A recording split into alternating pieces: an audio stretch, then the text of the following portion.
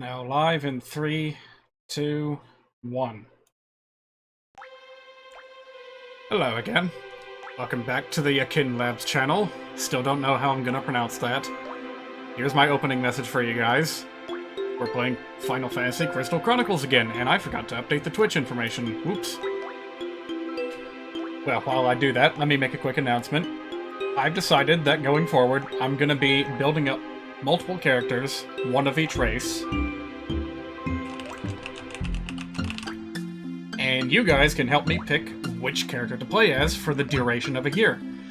In the latter third of each Crystal Chronicles stream I'm going to be doing, I will ask the audience who I should play as next. Hopefully we'll be able to get an even rotation between each of the 4 characters, but if there's a distinct favorite, well, you guys will just have to let me know. Anyway, I'll be live here in a second.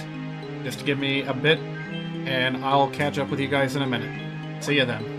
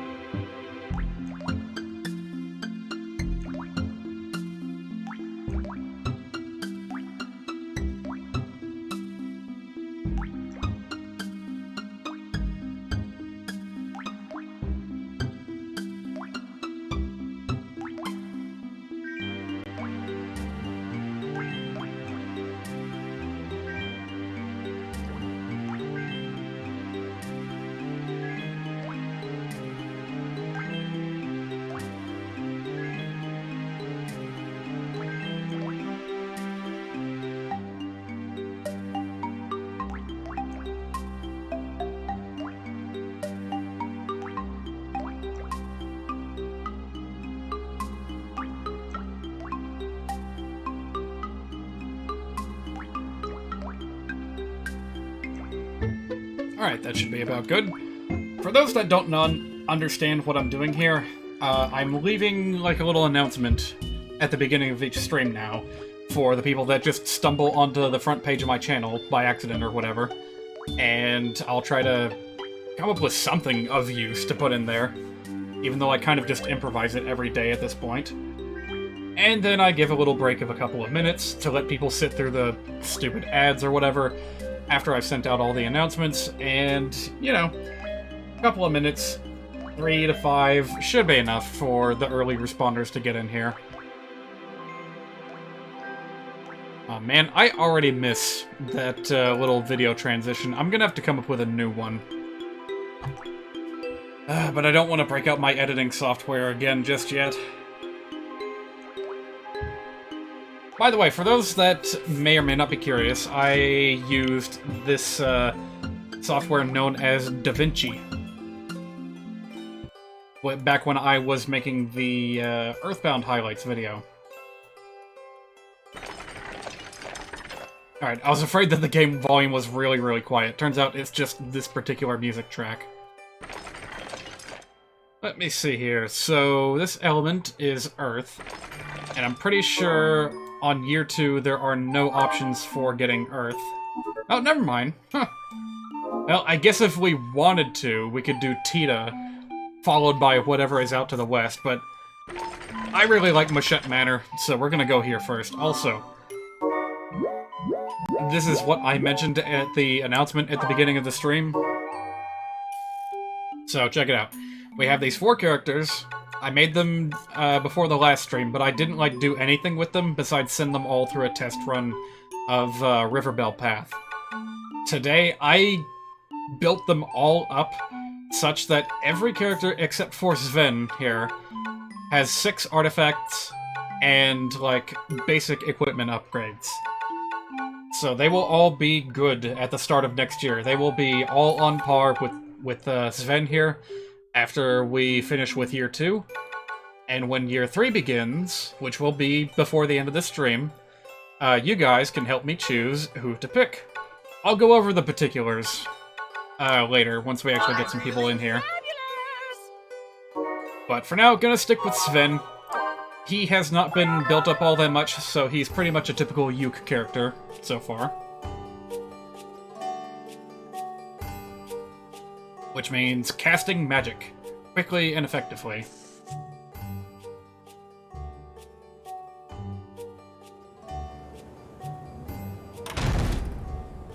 Jack Machete was starving, so he ordered his Tonberry chefs to make dinner right away.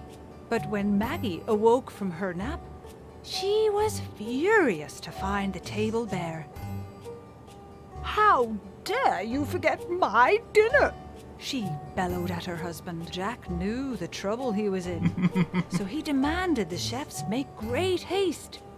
But, as always, they took their own good time. Bit of an inside joke for you Final Fantasy fans out there. It's like the only one you're gonna get. So relish it.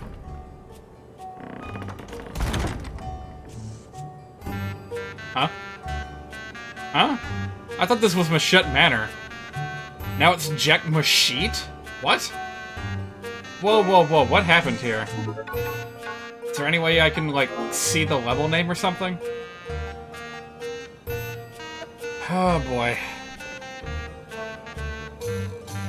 This is gonna be weird. I'm gonna review this once we get back to the main the world map. I'm gonna check the diary and see if this place is actually now called Jack Machete. There's an E in there. I feel like there shouldn't be. Ooh, it's a fuck, how do you pronounce these things? The little kitty cats, the rules. Sneak up on it. Bop. I don't have any spells yet. I'm vulnerable. Ooh, and these guys are tough. Oh, and there's a gargoyle. We are not going to be able to do anything about that until we get a gravity spell. Yeah, I'm not even sure if I should be out here just yet.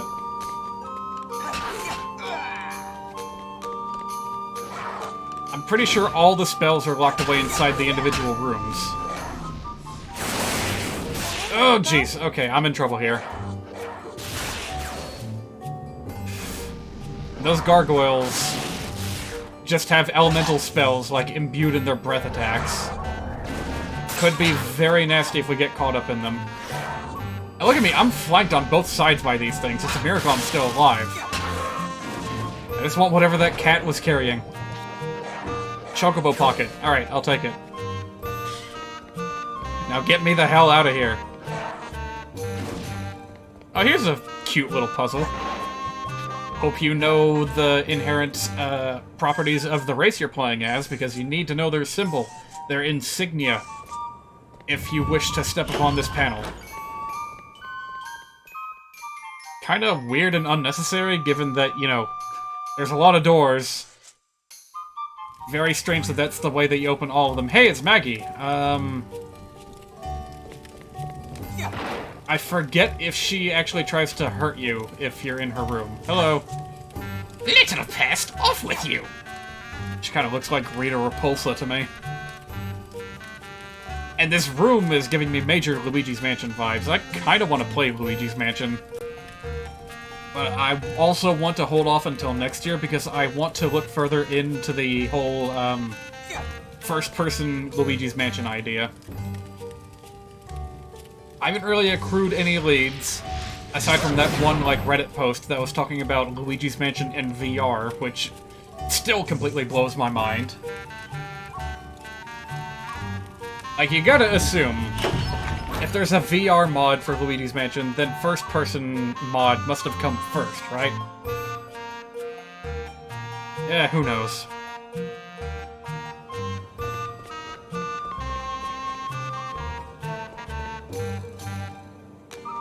Oh no. Okay, never mind. I was afraid I was gonna have to wait an entire cycle to open the door.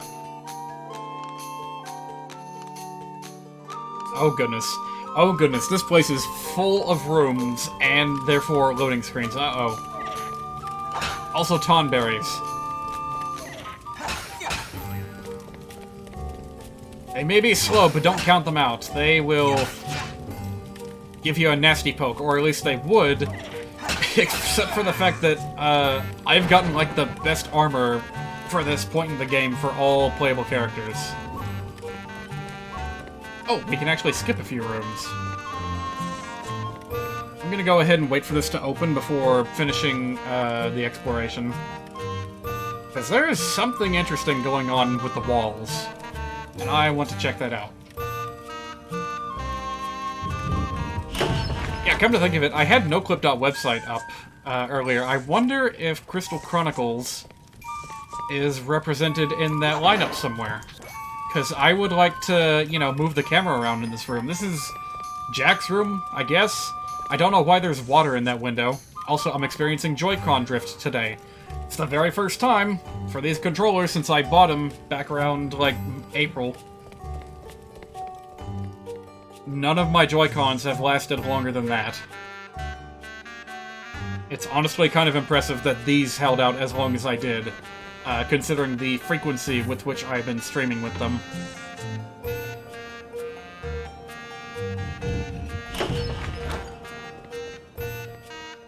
So, right, I'm gonna go ahead and pull noclip.website back up and see what we've got in the way of GameCube titles. Luigi's Mansion, Mario Kart Double Dash, Metroid Prime, Paper Mario, Pikmin 2, Super Mario Sunshine, Legend of Zelda. What about here? Nope, not even in the experimental section, but they do have Final Fantasy X, which I'm not gonna bother with. So, oh well. Maybe another day.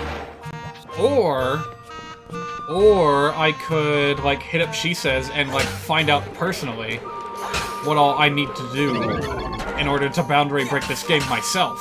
Wouldn't that be fun? Oh wait, I'm not playing this on Dolphin. Oops.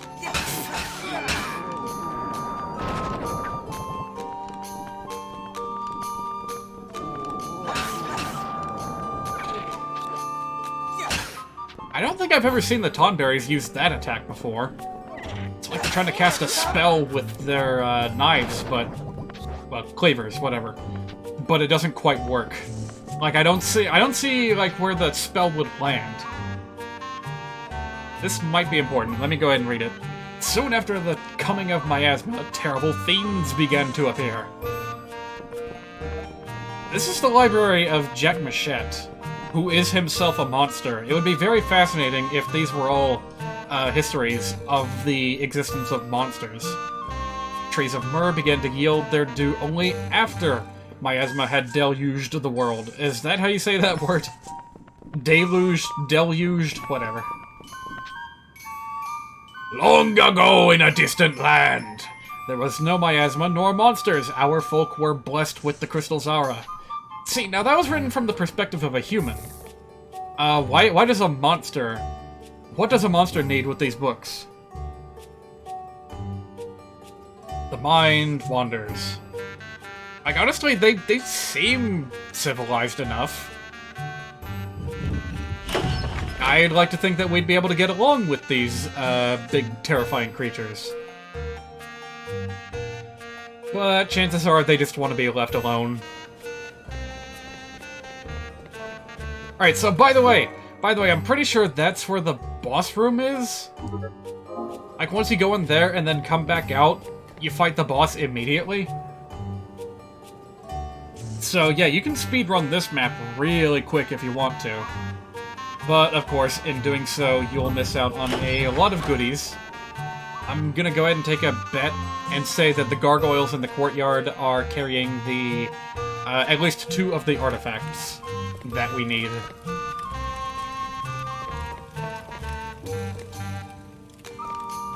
According to this, there's a monster, like, right here. Oh, there you are! Wow, sneaky little fella, aren't you?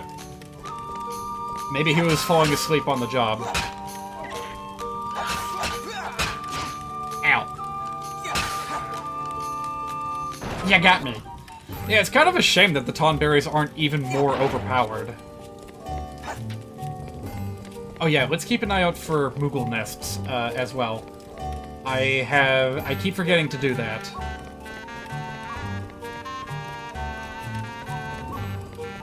It could be anywhere, but I'm gonna take a wild guess and say that it's, like, in the kitchen or something.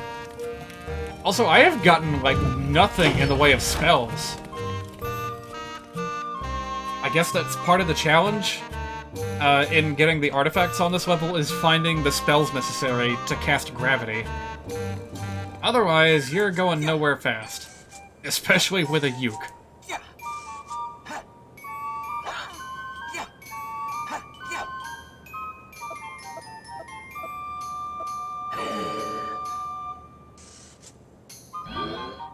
Oh boy, I really need something to talk about on today's stream, because these, like, in addition to the loading, the loads and loads of loading, oh, this is gonna be a nightmare to do on repeat playthroughs.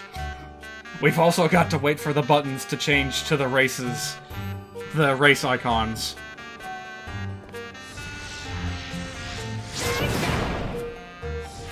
Okay, you didn't notice me, except you did. Oh god, I really wish I had a goddamn materia.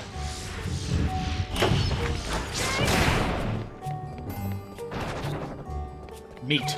I don't want meat. I don't need the meat. I just now noticed that the Tonberries have, like, fish tails. I'm pretty sure that was not always the case. Nowadays they are distinctly more aquatic, I suppose. Alright, Moogle, if you're serious, then help me out here. There we go. Even with melee attacks, Mog can be a little bit helpful. But seriously, are all these Tonberries just gonna give me food? I swear to god, if the only spell materia, like the only black magic, is in that one room I have not yet visited, I'm gonna be a little bit upset about that. But hey, live and learn, I guess. I honestly thought that the Moogle nest was gonna be in here. Huh. There's stairs leading up on top of the tables. Why? Okay, this room... I think I'm gonna skip this room in all future playthroughs because it's just a complete waste of time. No artifacts, no Moogle nest, not even any loot because all the Tonberries just dropped food. And food is like the single least useful item in this game, considering how easy it is to get a... oh. Well, I was gonna say it's easy to get a cure materia, but, I haven't found one yet. Maybe in here? Oh, well, alright. Alright, it was literally right there.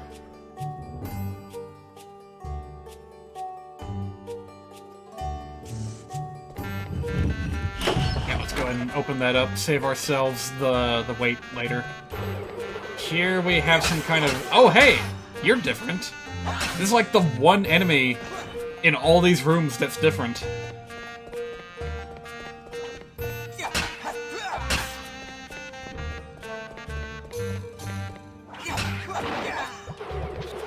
Alright, there's one artifact. Finally!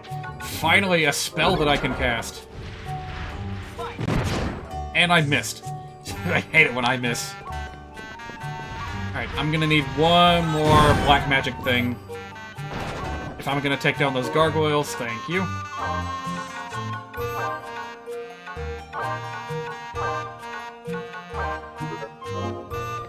Oh, by the way, I finally remembered what the combination for haste was. It is Raise, Cure, Cure. You need 2 cure spells in order to make haste. Really unintuitive combo, but it can be useful, especially on a Uke, because it increases your spellcasting speed. However, because it takes 3 whole slots in your command inventory to, you know, fuse and arrive on your hotbar, well, it's gonna be a while before it really becomes all that useful. Oh, by the way, I just remembered. This is not as fast a map as I was thinking it was, because in order to summon the boss, you actually need to take down all of the Tonberries, which I completely forgot about. So yeah, you absolutely have to go into every single room, otherwise Jack Machete will never come out to play.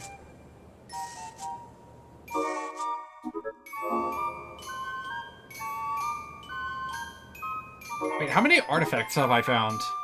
Oh, what? I already found all of them? When? How?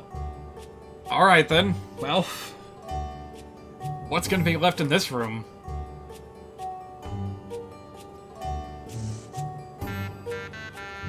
That's a very curious effect on these flowers, by the way. Look at the way they move. It almost looks more like fire than flowers, considering that they're, like, transparent a little bit.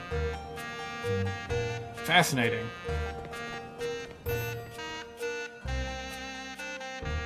Yeah, this would be an excellent game to do boundary breaks on. If only I knew how. Let's see, probably don't... well, Nah, look at these stone pedestals. No doubt there's gonna be another gargoyle in here.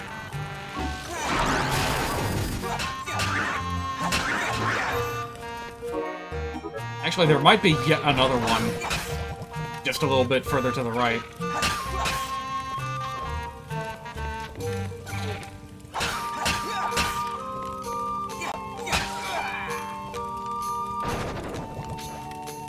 It'd be nice if I could get another spell. Because right now I've basically only got level 1 magic. And I guess maybe Holy? I might have to just fight the boss with Holy.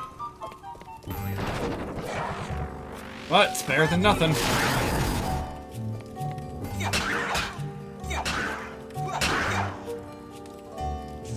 Also, I still haven't found that pesky little Moogle nest.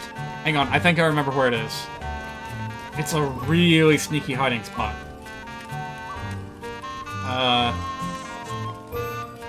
Okay, I honestly thought it was hidden underneath the dining table. Is it really not there? Oh dear, where could it be then? Do I have to approach it from the backside? No, it's just not here. Huh. Well, that's a shame. I guess... I'll find it eventually. I'm probably gonna play this map a couple of times over tomorrow on my own time. Alright, now that all the Tonberries are dead...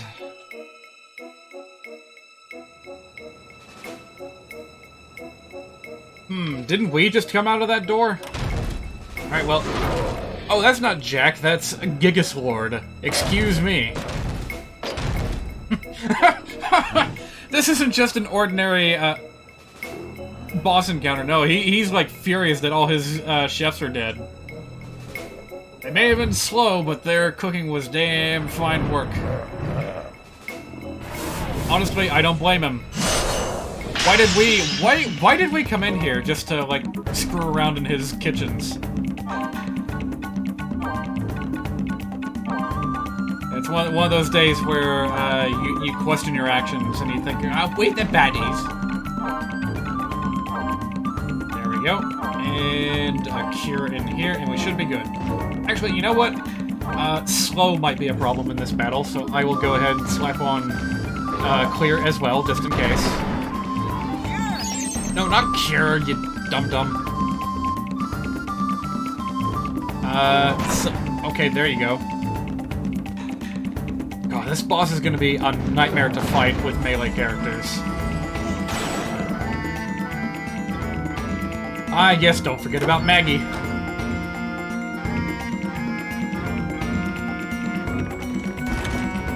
How dare you forget my dinner? Alright, yeah, Big Bad Jack Machete is going to be automatically healing if we don't do something about his wife. Who packs a very big range, slow spell.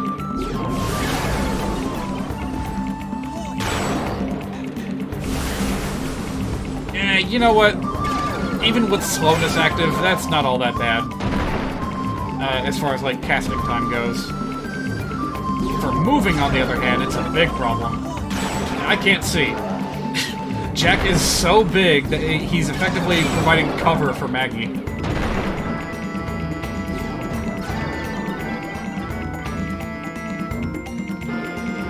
I cannot see what I'm doing.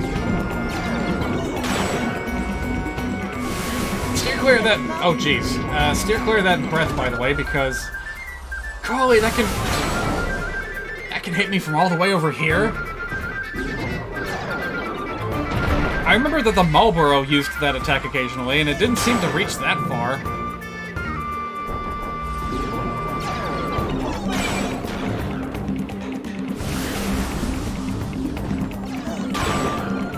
I can't even tell if I'm hitting Maggie or not.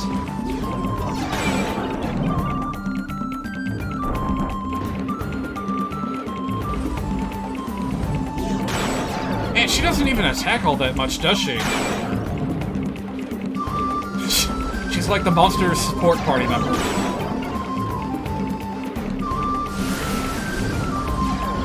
I can hear Maggie's magic, but I can't see her.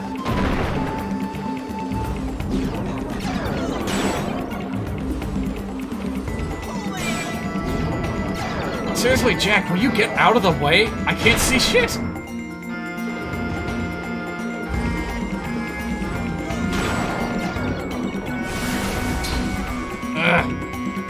I seem to remember that breath attack occasionally inflicts petrification, which is a very nasty status effect that I would like to avoid.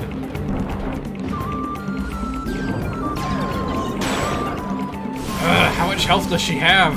Good gravy.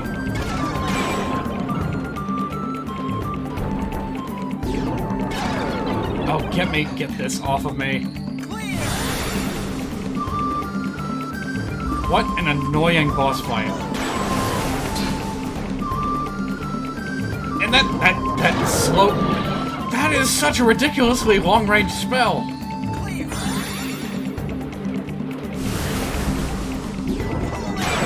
I don't like it when boss fights take a lot of time to complete. Just because I keep getting hit with slow spells. Is she, like, resistant to magic or something? Is that what's happening? I'm tempted to just go full melee now. Even though that's really not advisable on a uke like this.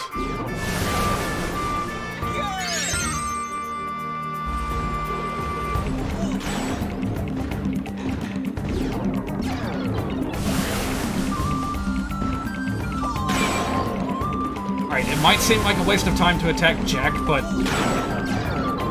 I need as much time as I can get. So anything that slows him down while he wastes time to recover is good for me.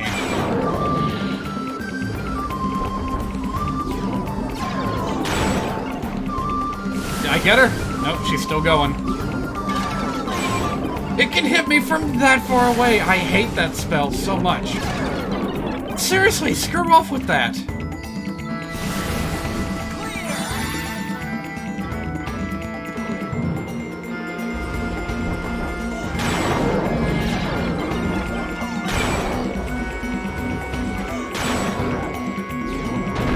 How much damage do you take, my god?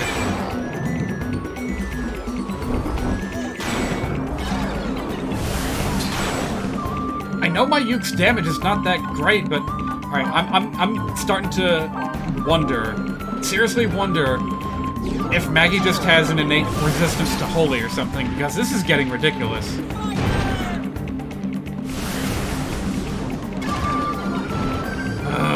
I hate that attack so much.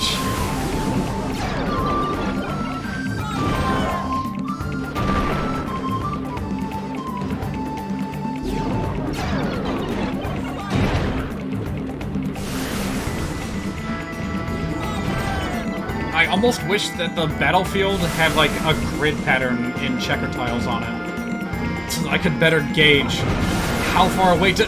That's still too close! Fucking hell. And it creates kind of a vicious cycle where if you get hit with the slow spell, then unless you immediately start running, you're not gonna dodge the next one.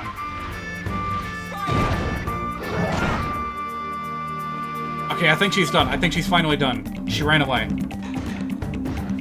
And I'm pretty sure she ain't coming back. Now then, Jack, have at you!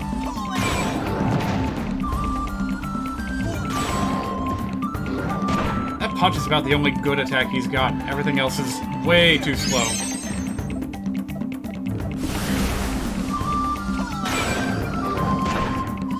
This will be much, much better once I get access to, like, permanent magic. And I can start casting level 2 spells. And speaking of which, maybe I should have Mog join in. I'll try to bait Jack into using his breath attack. Or that works too. You missed, Mog! Give me a break. Let's try it again. Okay, you're just terrible at this. If the spells don't fuse, then Mog just won't be able to reach him. I don't know, maybe Jack's just got kind of a weird hitbox. Knock it off, you.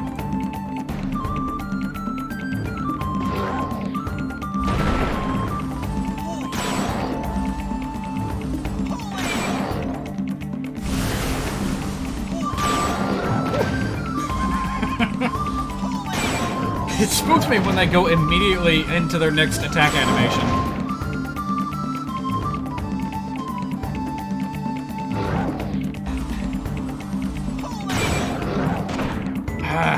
I was hoping I'd be able to dodge that because he always uses the same hand to swing. There we go. Boy, that was really annoying.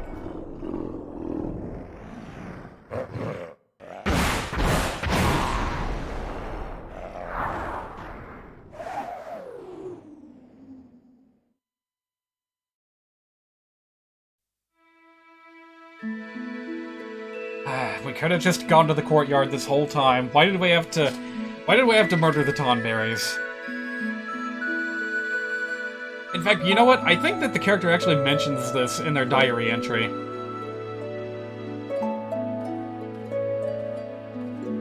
But, oh well, that's just the nature of the Mer trees.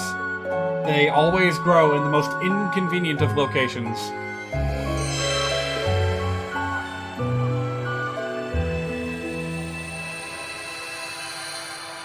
I want to say that also gets addressed in the story at some point or another.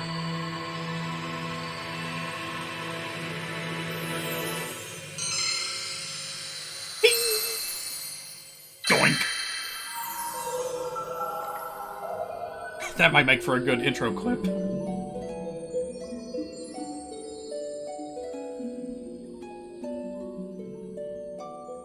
I wish I had something funny to talk about today. I feel like I should have.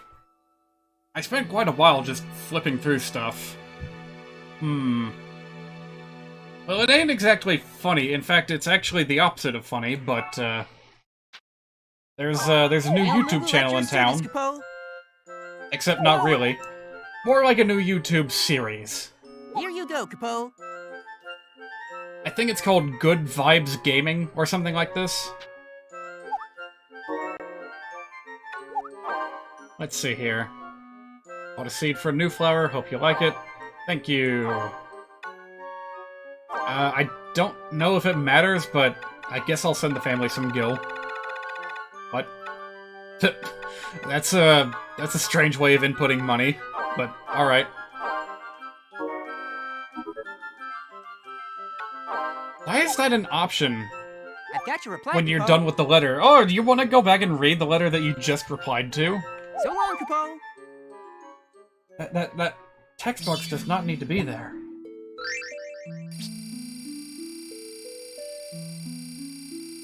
Right, so anyway, Good Vibes Gaming. They were formerly a different YouTube channel. I don't know what they were called, though, but people seem to be familiar with it. Ooh, that's a tough choice right there. Because that's actually a pretty good power level for a magic artifact, but Chocobo Pocket. You know what? I'm gonna bank on the thought, the theory, if you will, that the pocket items, the pocket artifacts, show up fairly reliably. So, like, if I replay this stage, you know, I'll be able to find it again. Whereas the red slippers, that showed up randomly. And this character is sorely lacking in good magic artifacts, so... Yeah, that's something that I wanted to mention briefly, was that while I was playing the other characters today, some of them got ridiculously lucky with their artifacts.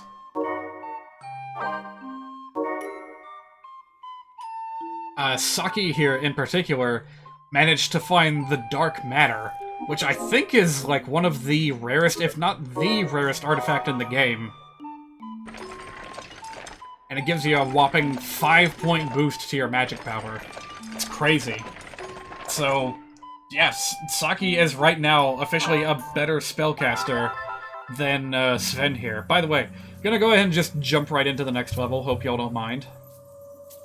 We'll worry about smithing and forging when Year 3 starts.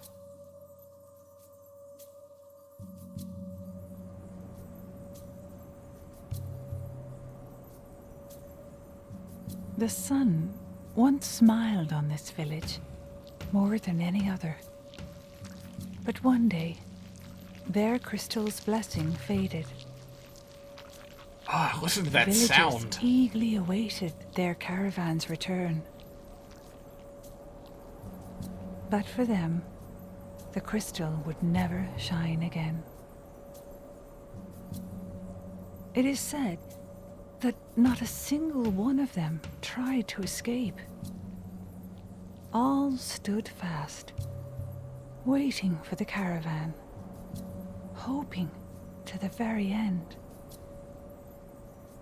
After hearing that tale, I felt the weight of my burden like never before.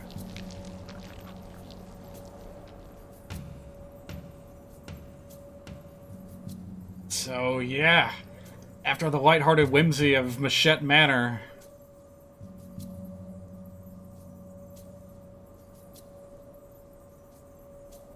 here we are in Tita Village. A gruesome reminder of what happens when a village caravan fails to bring back its crystal chalice.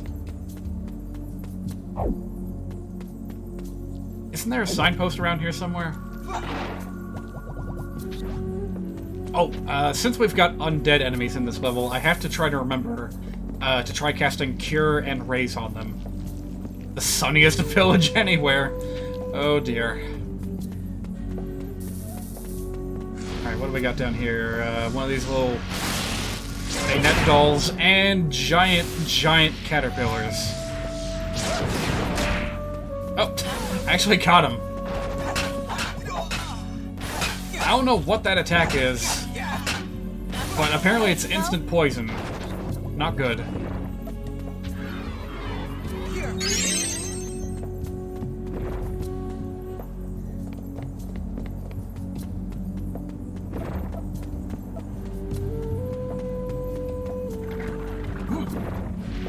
Skeleton is here.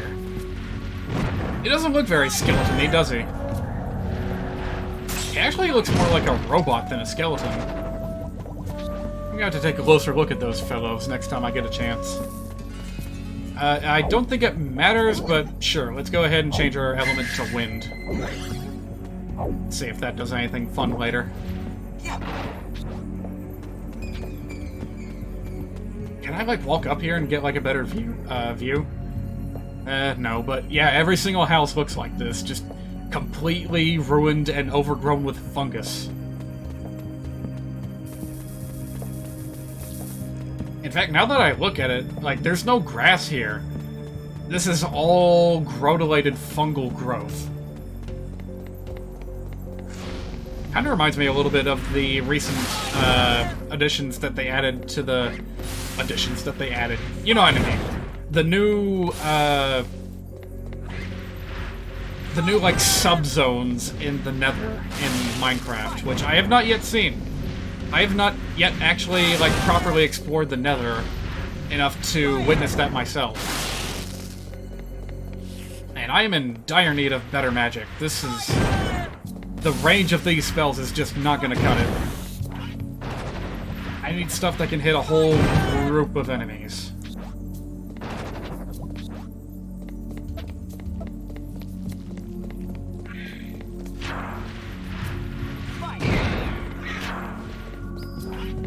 I honestly wonder which area has more fungi in it.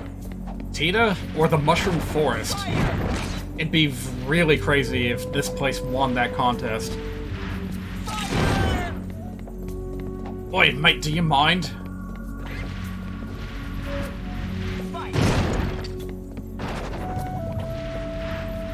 Those skeletons seriously do look like they're held together with, like, nuts and bolts.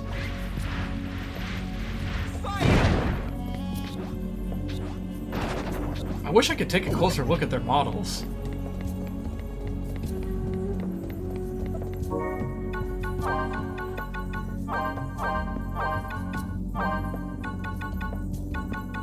I still don't have rays.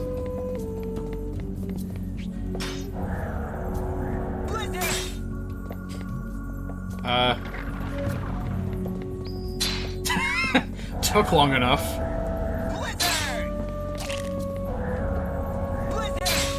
Are they supposed to be hidden or something? Like they don't actually come to life until you pass by them?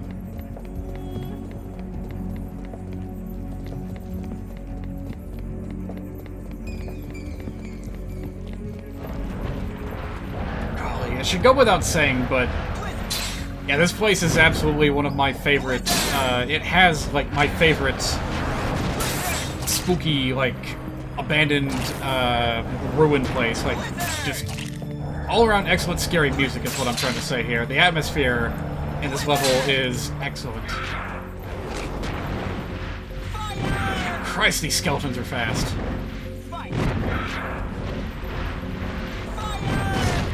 According to Half-Life logic, the fewer skin and bones you got, the faster you can move. Oh right, they explode.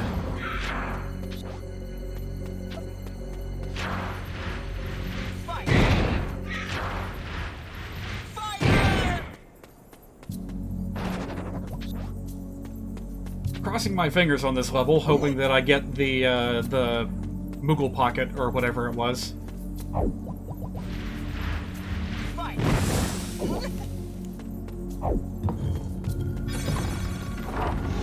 Oh boy, lots of pathways I can take right about now. Ooh, look at this. This is where the crystal was. There is nothing left here.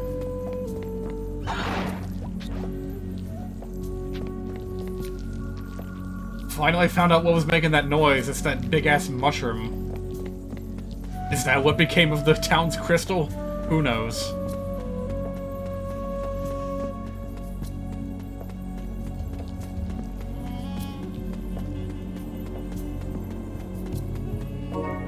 I seriously do not remember which way you're supposed to go, but I got a good feeling about this. Like, I have a slight feeling that maybe it's gonna be a big dead end with lots of enemies and lots of goodies to find. Which is exactly what I want right now.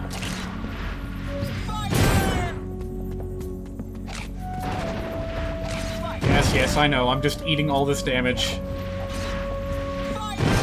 I gotta take the time to ruin these enemies eventually. Alright, do I have any more spell materia? All I have is basic black magic. I need more than this. Chocobo Pocket drops here. Moogle Pocket is Riverbank Path. Oh, right. I forgot which one I had. Also, glad to see someone else that's knowledgeable about this game. Alright, yeah, it's the Moogle Pocket that I already have. So, very good, very good. Also, welcome to the chat. Welcome, welcome. Semi-knowledgeable. Did you happen to play this game back when it came out on the GameCube? Don't ask about post-game stuff. Oh, I won't. I would consider that to be, like, spoiler stuff anyway.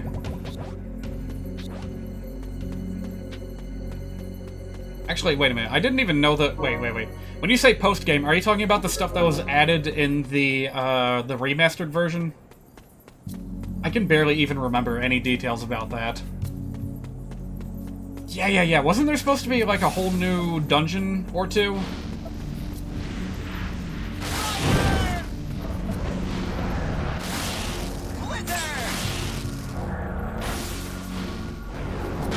Oh, jeez. Well, that didn't work out. Watch out from flying meteors. Yeah, that guy's really gonna ruin my mojo, but I can't get to him.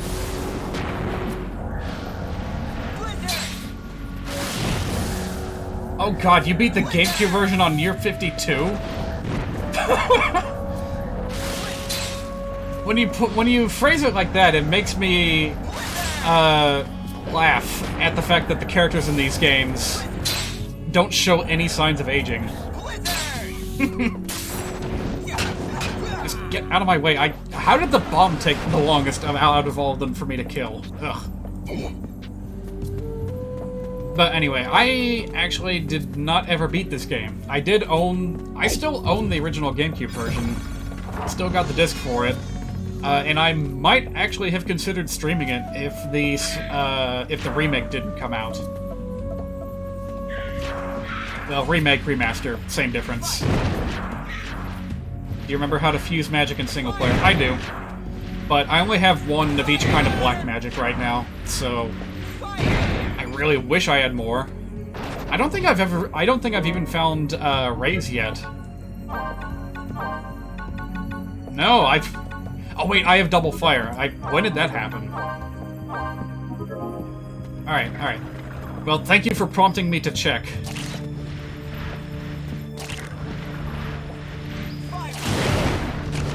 I got fairly lucky on my last trip to Goblin Wall and managed to find the blueprint for the Uke exclusive accessory that increases your casting time. Or decreases it, rather. So, once I get that thing crafted, we're gonna be sitting pretty with this character. Alright, how many artifacts is that? That's 2. I think we got a whole nother area through the gate, so let's keep going.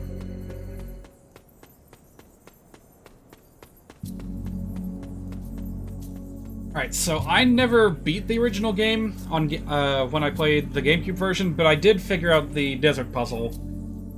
I got the, mystery element, but at some point I didn't know what to do with it. I seem to remember there being a village full of carbuncle creatures, but I never figured out what exactly they did.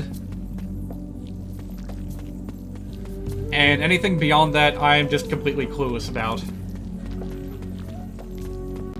So, the finale of this game and the post-game or whatever, whatever is offered by the... whatever is added in from the remaster, that will all be completely new territory for me. I've never even seen video footage of any of that before.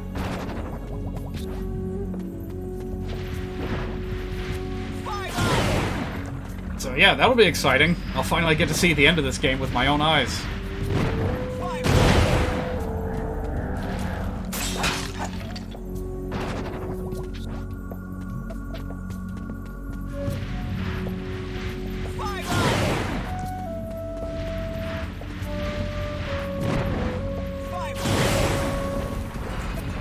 Oh jeez, well, fire's not gonna work against these guys. Also, I don't remember if I ever had this much trouble with the GameCube version, but it seems like combo attacks are a little bit tricky to get the timing right for. Sometimes I get it, sometimes I don't.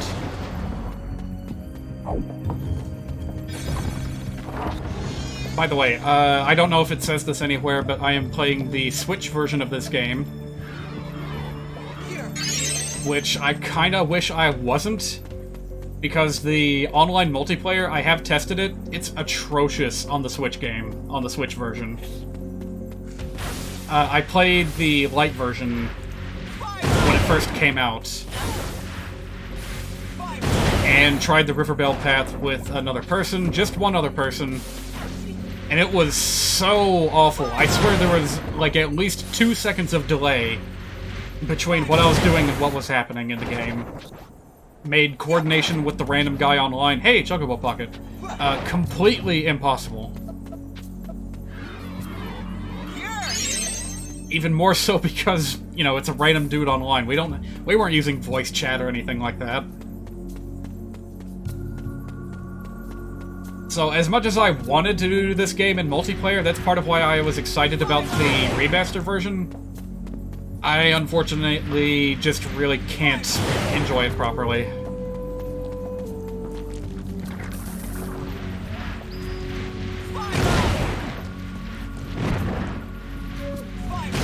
It's shit if you've got a bad connection. I do wonder if it's any better on, like, the PlayStation 4 or whatever. You know, some console that actually, like, gives you a bit of... that actually puts in a bit of effort with their online service, you know?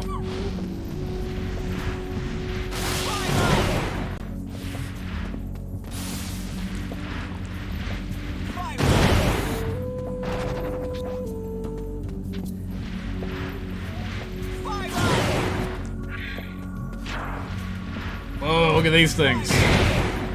I'm getting flashbacks to when I played Zombies Ate My Neighbors earlier this year. Yeah, these are like the weird alien pods from, what was it, Invasion of the Body Snatchers or whatever. They come to Earth, they burrow, they sprout, and then weird, not quite humans emerge from them. There's a whole Discord for Crystal Chronicles, can't remember what it was. If I ever find myself playing this again on a better console with better online, or hell, if I, like... If the Discord is for Final Fantasy Crystal Chronicles, like, general, and not just the remaster, then maybe I'll have more luck with, like, Dolphin or something. I have managed to get the GameCube version working with a good control scheme in Dolphin, but I don't know how effective nip-play would be.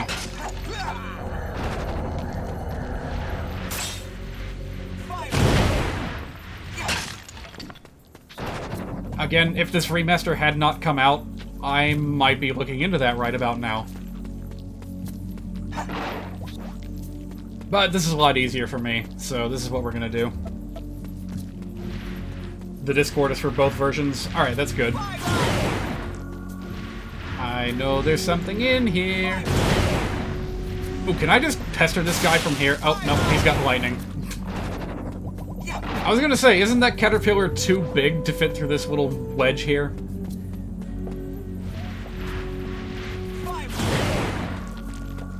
Let me see, it looks like I'm missing an area down to the south somewhere. So if I don't find another artifact here, I might just go ahead and backtrack to see if I can find it.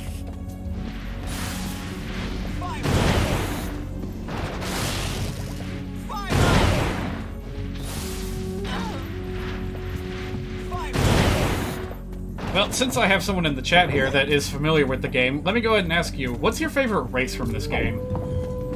Like, either in terms of, like, gameplay style, or even just, like, as far as the lore goes. I think that all the races in this game have really well-built history to them. I was really engrossed in this fantasy world back when I played it in the GameCube days. Back then, of course, I was all about the Selkies because, you know, they're basically the fan service race. But I'm feeling more Yukish this time around. So that's who I have been favoring for the time being. But I have, on the side, been building up a character from each race. So I will be rotating between them with each passing year in the game. And we'll see who the odds-on favorite is by the end of it all. Ooh, you can hit me all the way from here.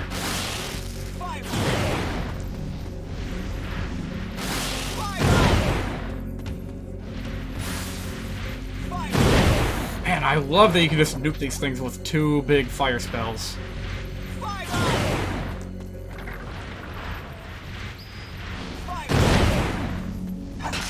I never did find a raise spell, did I?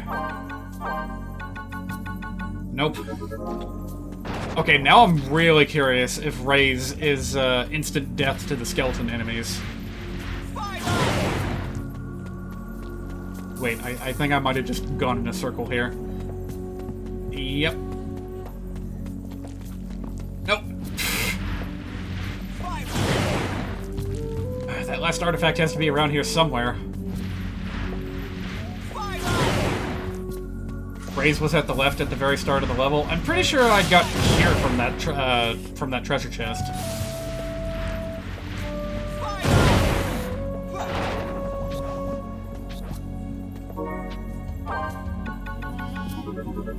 Ah well, it's fine.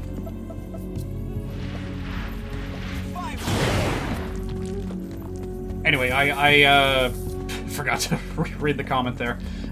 You like Yukes and Selkies lore-wise. Mechanically, you prefer Yukes and Clavats. Ah, that's interesting. Maybe it's straight up that one of them had it. I don't know. I still feel like I'm missing something down here to like the southwest. Oh yeah, here we go. Got another skeleton here.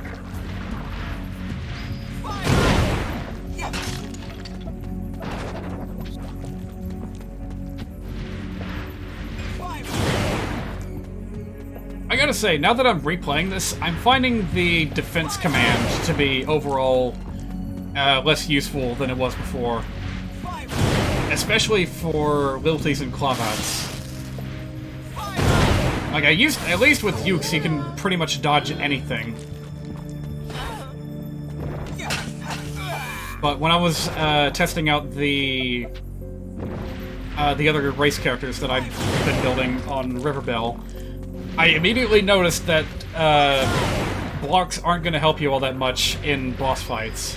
And maybe, actually, you know what? I think I remember even one of the big goblins breaking through one of my blocks at some point.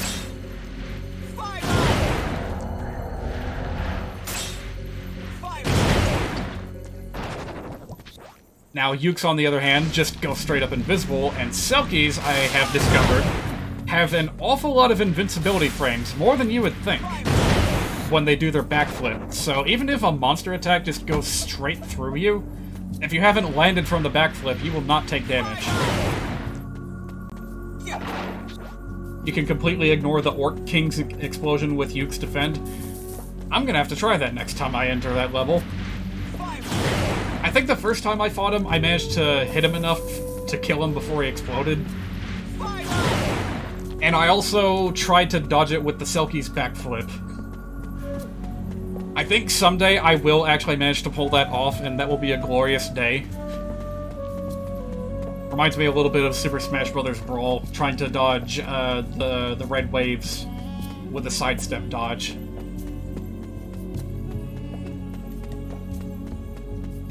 It's super easy to finish the Orc King.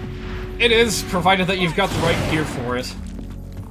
When I was trying to raise up my my lesser experienced characters, they had such pitiful equipment that even while attacking non-stop, they could not kill the Orc King before he exploded.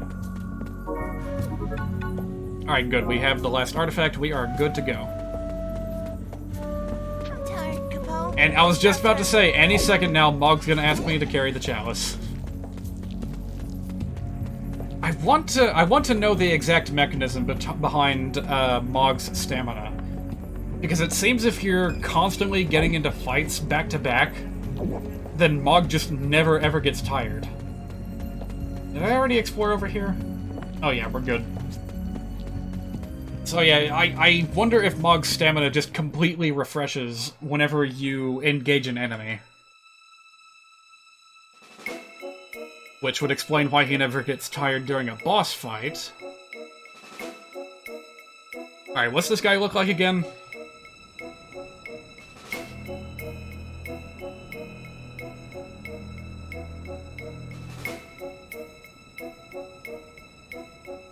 It's like City Hall or something.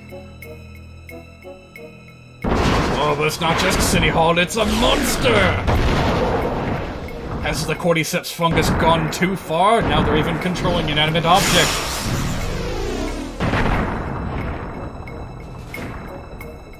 Man, the design on this thing is so freaking weird. It's got that huge moldy eyeball connected with thin little strings of that fungal matter. Like, it should not be working as well as it is. Magic must defeat magic! Well, at least the skeletons are a bit weaker.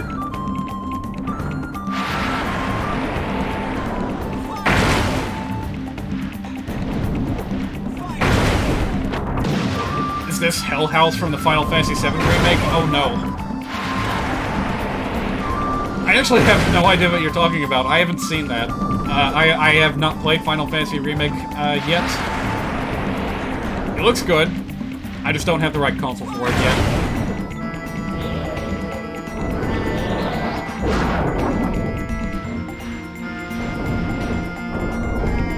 Oh boy, I gotta avoid that slow gas at all costs.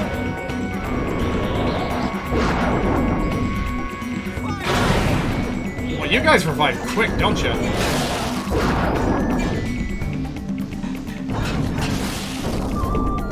Actually, you know what? Now that I think about it, if I position myself just right, I've been wanting to get a closer look at these skeletons.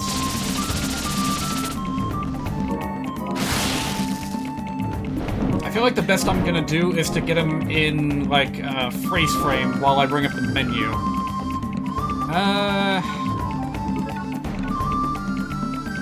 They look so mechanical to me, the mage ones especially. They look like they're made out of bronze. And like, those aren't bones, those are like little strips of metal held together with nuts and bolts.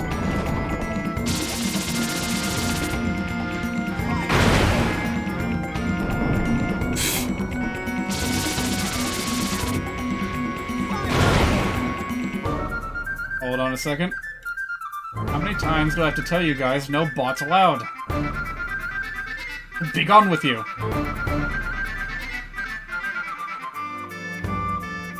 Yeah, I pressed the button wrong.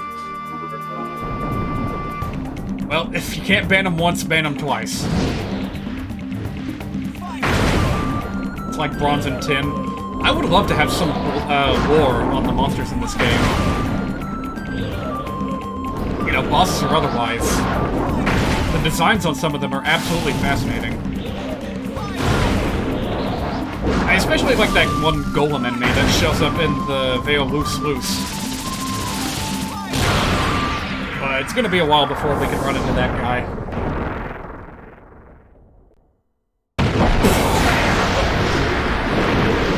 Oh my god, that was loud. I hope that didn't, like, blow your eardrums off. It's like the loudest thing that I've heard in this game so far. There we go, the one patch of life remaining in this dead-ass town.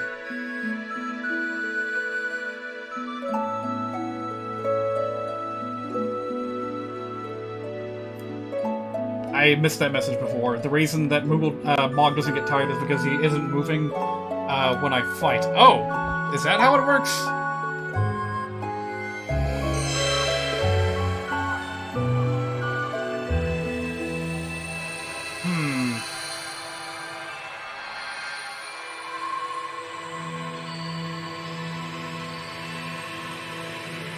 You need the earth element to get to Veilloose in year 2. Well, yes, this is in fact year 2. I could have gone there today, but I wanted to do Machete Manor instead.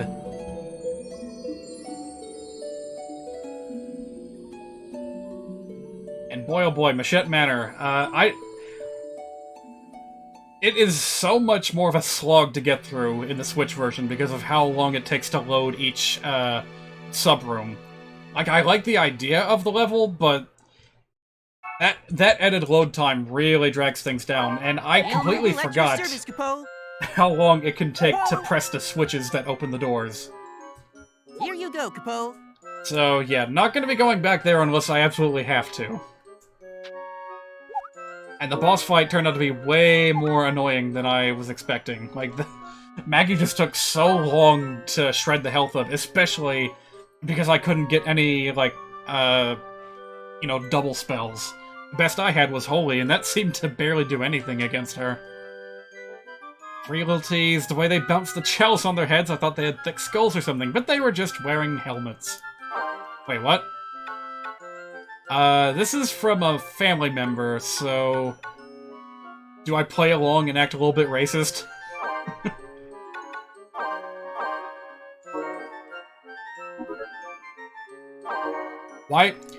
Why is that an option right when you exit the letter menu, and why does it default to yes? That is so strange. I've got your reply, Capo. And I feel like that wasn't present in the GameCube version, so why did they add it? Capo.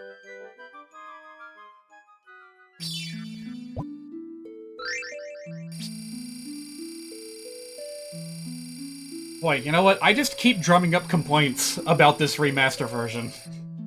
Another thing that I really hate is that there can be name limits. Not just for your player profile, but for the characters that you make. So that's why I had to add the, That's why I had to add the prefix to my character name. Switch version has many weird design decisions. I've encountered very few that I am in favor of, but the Google storage service in the Tita, the hometown, is extremely useful, and I'm glad it's there.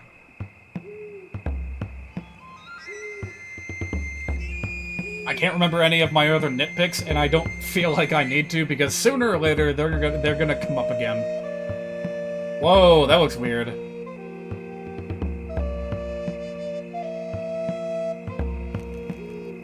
Why did that look so weird? They looked like they were popping out from the background somehow.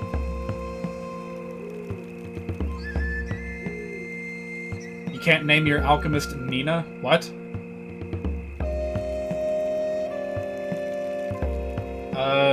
Just because of the name limit? Or are you talking about, like, a word filter? Oh, should I have been reading these? Did I miss anything important? I haven't been recapping the, I have not been recapping the diary entries pretty much since I started this game.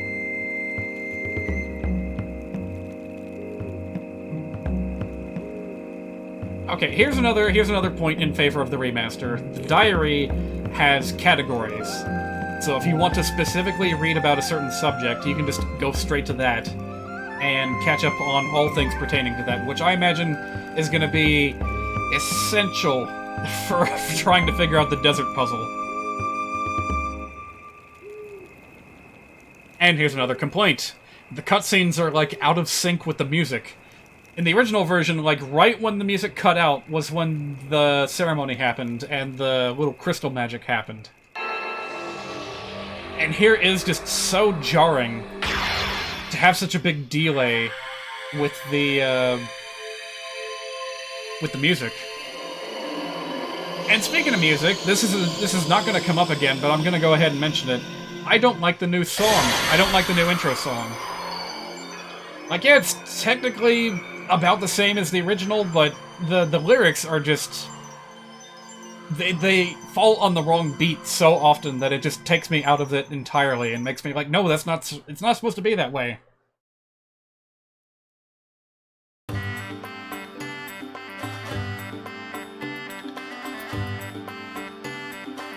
Alright, so I played this for hours before I streamed today.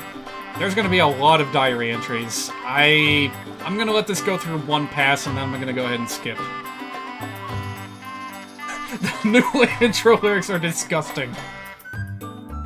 Oh boy. I only had the patience to listen to them once, so any more detail than that, I can't remember.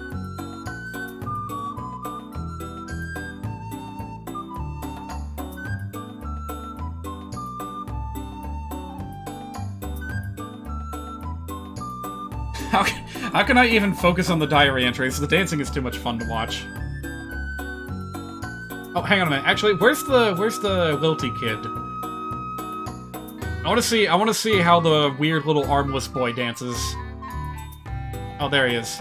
He just kind of hops and spins. The lilty children are some of the strangest things in this entire game, in my opinion. Alright, yeah, this is, we're gonna be here for like an hour if I let the diary entries all pass at their own pace.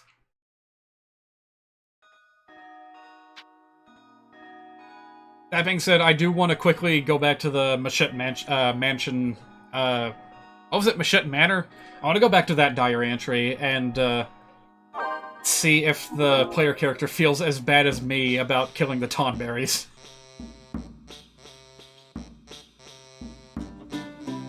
But first, it's a whole new year, a whole new day. Gotta get sent off by, what's his name? Roland, I think.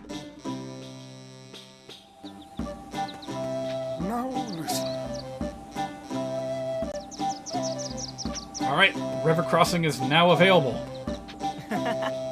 Also, that's another thing that I find really off-putting. I appreciate that they tried to put a little bit of voice acting in this game, but they did not try in the slightest for any character that's younger than any of your playable characters.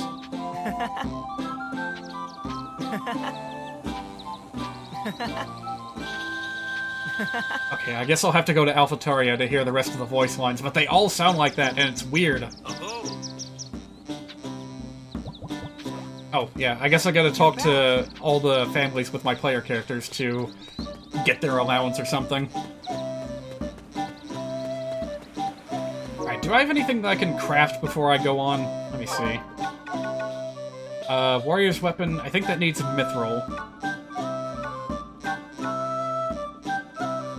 Oh, no, wait. The Warrior's Weapon, that just needs alloy. Do I have alloy? I do have alloy. Alright, let's build a better weapon. Year 3 is your favorite because of the dungeons that are available. Celebration Cave, Demon's Court, some of your favorite dungeons. I remember having a lot of fun with Demon's Court. What was I trying to... You got so absent-minded that you forgot what you were even here to do, and I have no iron. Well, it's a good thing I have some stored.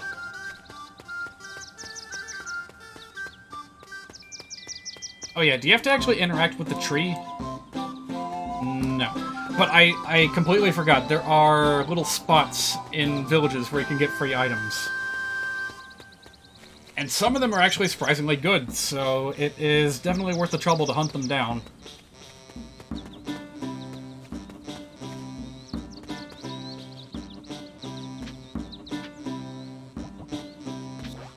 Oh, it's just a fruit seed. Sometimes it's rare crafting materials that you can find.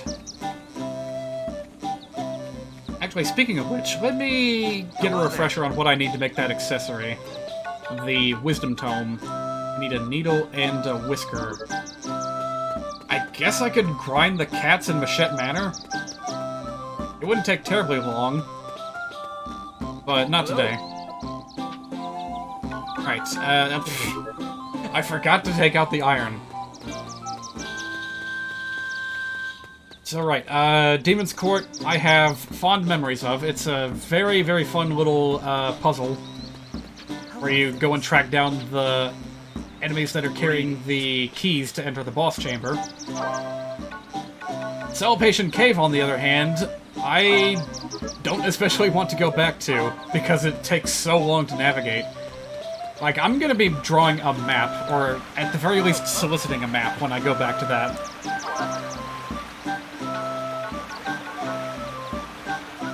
The random items you get in towns can be gotten between every time you do a dungeon? Really? And here I thought it was just one per year. Huh.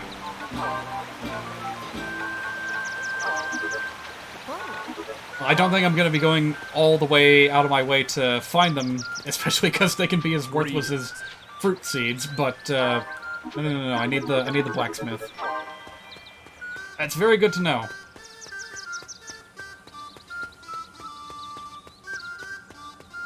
Let me see, what else opens up in year 3? The Sluice, Demon's Court, Celebration Cave. I think that's it for year 3. Hello. And then year 4, you get to the volcano.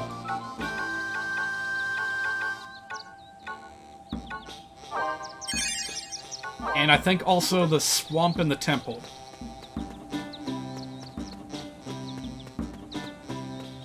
It's a cycle of items that are found in a set order, regardless of which spot you go to. Really?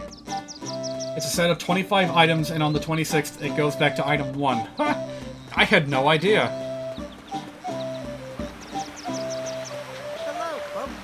Alright, and before I forget, I'm gonna go ahead and drop this off, just to keep my inventory a little bit cleaner. Conal Kurok. Okay, I need to know how to pronounce that word before I say it any further. Let me see here.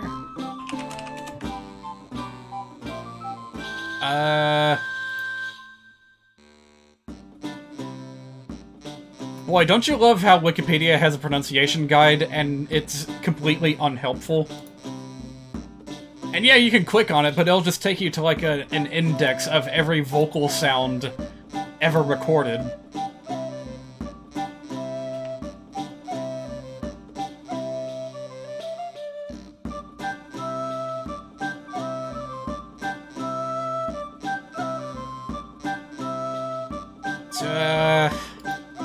Forvo. Does Forvo have a result for me?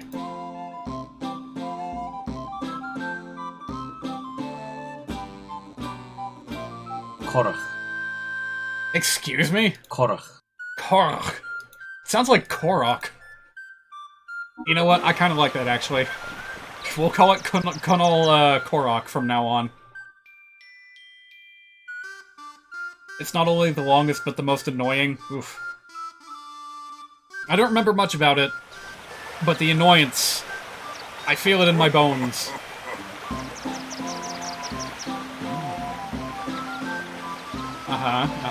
I actually don't remember that at all, but go on. An element that... One element to rule them all.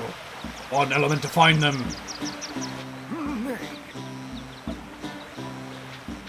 Farewell.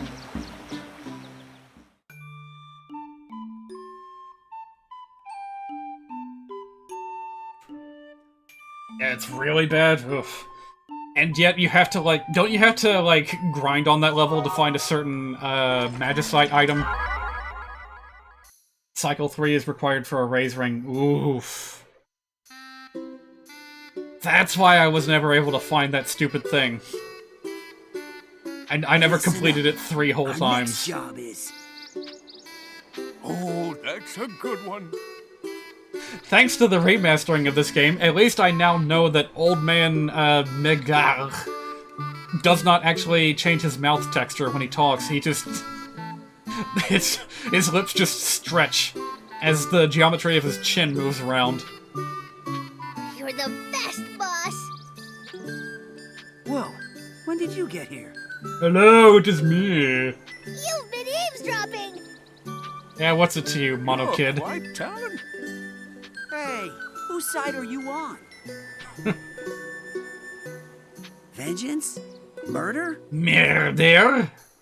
Not us. We don't do dirty work. That's right. Killing is so cowardly. So, hang on a minute. They had the squeaky, high-pitched voice actor for the Moogle bandit here, and they didn't use him for anyone else? They didn't use him for Mog, they didn't use him for any of the generic Moogles, they didn't use him for, the children in the villages? What a waste. No, you fool. All we care about is treasure. Baldot is a guy, biggest surprise for you from the remaster. Yeah, he's, Most of the time, that means food. Sorry, I completely forgot what you guys were talking about. At any rate, we don't take lives. After all, you can't make money killing people. I don't know, man. As long as there's two people left on the planet, someone is gonna want someone dead. Killing people to take their money leaves a bad aftertaste. Don't know where you heard that, but tell them not to spread such ugly rumors. Honestly, I think the Moogle character, like, his voice actor or actress is, like, the best one in the entire game. So much of it has been so stilted and uninspired. But that Moogle looks like how he's supposed to sound and sounds like how he's supposed to look. I thought Paul Dot was just a flat-chested girl. I probably did too first time I saw him. Probably the first time I saw him, I would have been, like, mind racing with, oh my god, how can they get away with just, like, just bare nipple armor like that? It's ridiculous. Hey, it's you! Enough already. Now, don't get so angry. It's bad for your beautiful complexion. First you claim a phantom city is hidden deep within a volcanic cavern, protected by a great crystal. Then you claim a fountain of myrrh flows on an island paradise across the sea. I like this guy's name. Rolf Wood. Many tall tales you spread, girthy boy! Does it not? Dream on your own time. I've had enough of your tales. We part ways here. No, don't leave me behind. How am I supposed to survive out here alone? Please, you shouldn't joke about such things.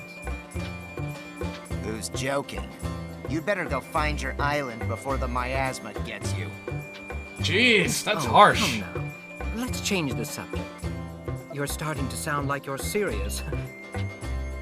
I am serious! Okay, this guy's pretty good too.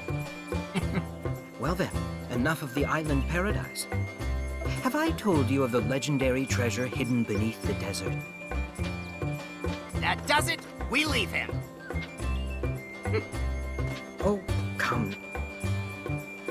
Yeah. Yeah, that seems like quite the overreaction. Like, did they pay him to get leads on treasure or Now, that something? was Or were they just... What about all our adventures together? Were they just having him tag along to tell stories? Because if it's the latter, then that's a really harsh reaction. My For name lame is stories. Gertie. I doubt we'll meet again, but let me walk with you until another caravan comes by. Well, I don't know, you could travel with us. Say, how about a poem? Alright, lay it on me. Lightning brings the cactus pain. Now it all begins again. Hey, he said it that way. Was it lightning or thunder? Oh well, they're practically the same thing. It shouldn't matter. It's like one of the only two places I've ever heard again pronounced that way. And the first time, well, you had to kind of interpret it that way because it was also being used in a rhyme. I'm talking about Banjo-Kazooie. See the picture on my screen! Do you know where you have been? Wait a minute, that's not the same word. Okay, never mind, I just made that up in my head. Gruntilda never said again like that. Alright, what element do I have? Current element wind. Hey, I guessed right. I took a wild guess and said, hey, maybe I should bring wind with me, and here we are.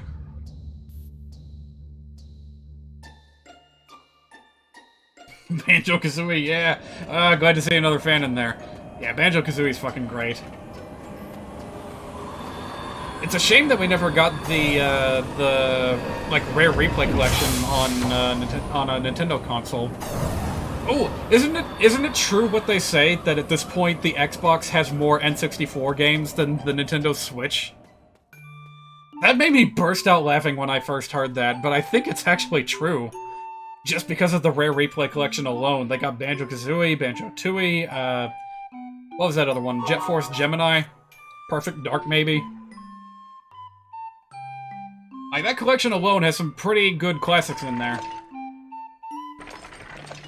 Alright, I am thinking maybe we can go to Veilou Sluice if it's available. Alright, we just need fire. That's good. They have Jet Force Gemini? I think so. Let me make sure. I don't want to... I don't want to lead you astray here.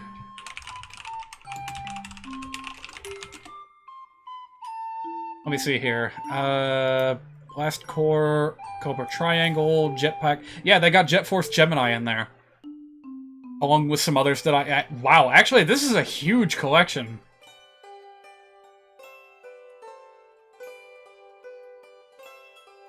And it was all for $30? Jesus, that was a steal.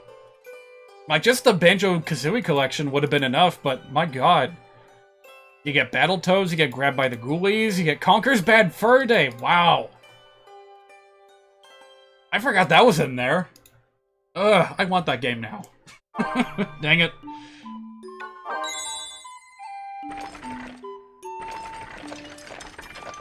I should give Jet Force Gemini another go someday. I remember being very intrigued by this video cassette that I had at one point in my childhood.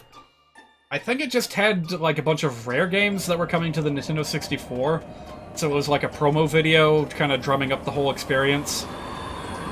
And it looked cool, but I never got a chance to try it. I don't think I ever even saw a copy for sale, or for rent. Yeah, if I saw it in a rental store, I probably would have given it a try, but I don't think I ever did. And then, of course, emulation became a thing. So it would be a good opportunity for me, at some point or another, to give it a proper shake. I think I did try it once, some number of years ago. I didn't get very far, though. So I can't remember anything in particular about it right now. Although I do remember you get to play as a dog. That was pretty cool.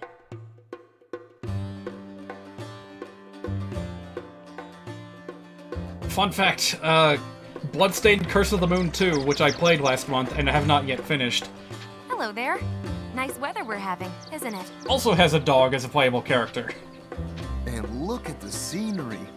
Even in the miasma, the plants grow strong. Maybe they all have a bit of the Mer Tree's strength in them. You kind of remind me of that, By the way... that one guy from the Earth Kingdom, the folk singer.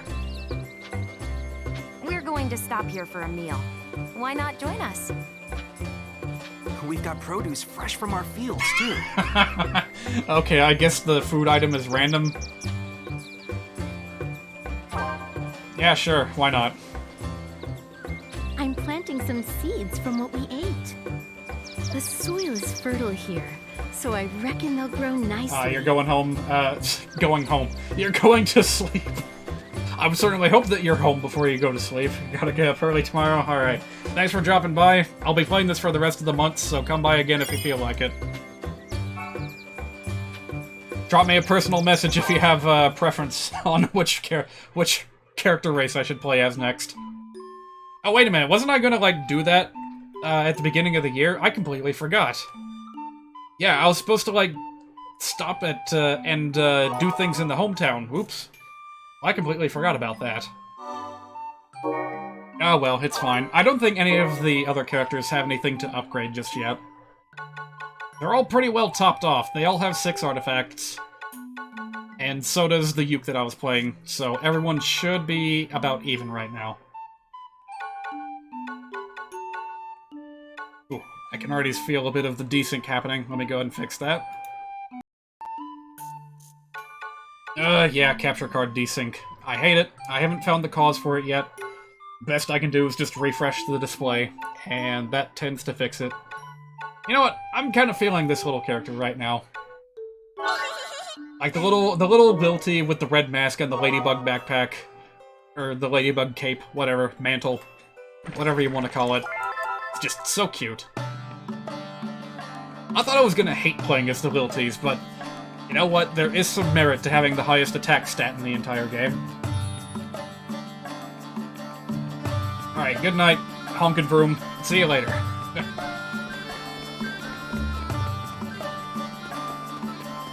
Ah, yes, here's that other, Lilty Child. Let's hear what he sounds like. I'm busy right now. I'm busy right now. I'm busy right now. Oh, hey, did I ever find the... Yeah. I did find the Moogle nest. Boy, I wish there was an easier way to keep track of the Moogle nests you've been to. Because I honestly don't know which stamps I'm missing at this point in the game. Let me see. I don't really know what I'm doing here in town. Because I don't really have any new equipment to forge. Well, on the other hand...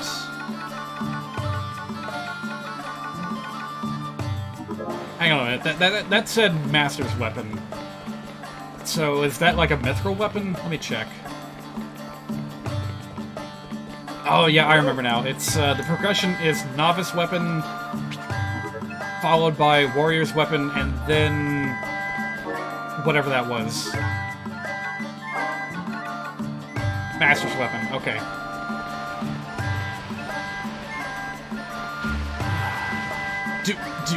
Is there a single merchant in this game that sells blueprints for items?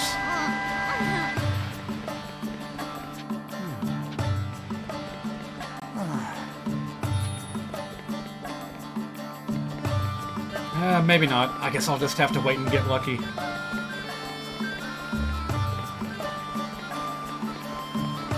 Oh, you know what I could do is just look around and see if I can find another one of those hidden items. Because honestly, I don't know where the hidden item is in Alphataria. Just gotta keep an eye out for anything suspicious. Aha! Chunk of alloy, that's good, that's good. We're gonna be needing that. But unfortunately, I don't have a matching blueprint. Oh well. Oh hey, do Lilties get any special privileges in Alphataria? It seems very strange that no one's allowed inside this big, impressive castle here. Sorry.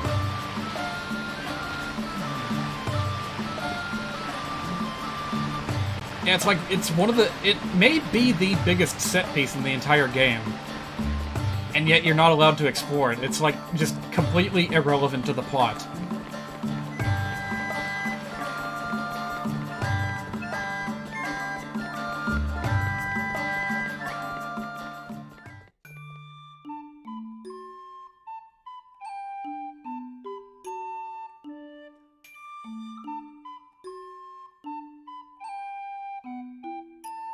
Alright, we're not quite done faffing around with the villages yet, because we still gotta go to this land over here to the west. Gonna need some water for this.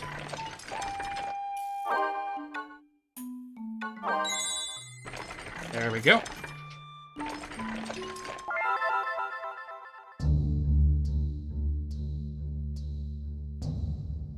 And this track and the background theme for Tita are just some of the best, like, spooky-sounding musics I've ever heard from a video game. Hey, it's Stiltskin again. How you doing, buddy? I wonder if there's a limit to how much we can remember. For the sake of argument, let's just assume that there is. Where do you suppose our memories go once they're forgotten? Well, it has nothing to do with my quest. I was just wondering. Why'd you say it like that? I could barely even hear you.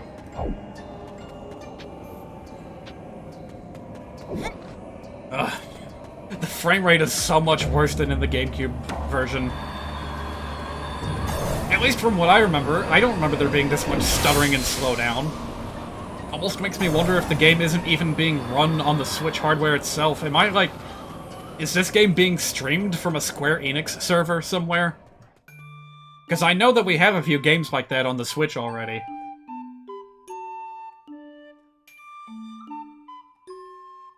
That whole concept just seemed so... what's the word? Volatile? Vulnerable? Something like that. It doesn't bode well. Alright, you know what? I'm gonna go ahead and just do this third dungeon here. And then we'll wind down in Alphataria, and... Well, I'm not sure what next. Depends on how long this dungeon takes. This may be the last thing that we do today. Long ago, peace returned to this tumultuous land, and Lilties kept the highway safe. At long last, travelers walked the roads without fear of monsters. The Ukes constructed a great sluice to channel water down from Lake Shalla, transforming Jagon Creek into a great river. Over time, the Jagon turned the vast plains of Fum into farmland, thereby providing food to people the world over. To us, this sluice is more precious than anything.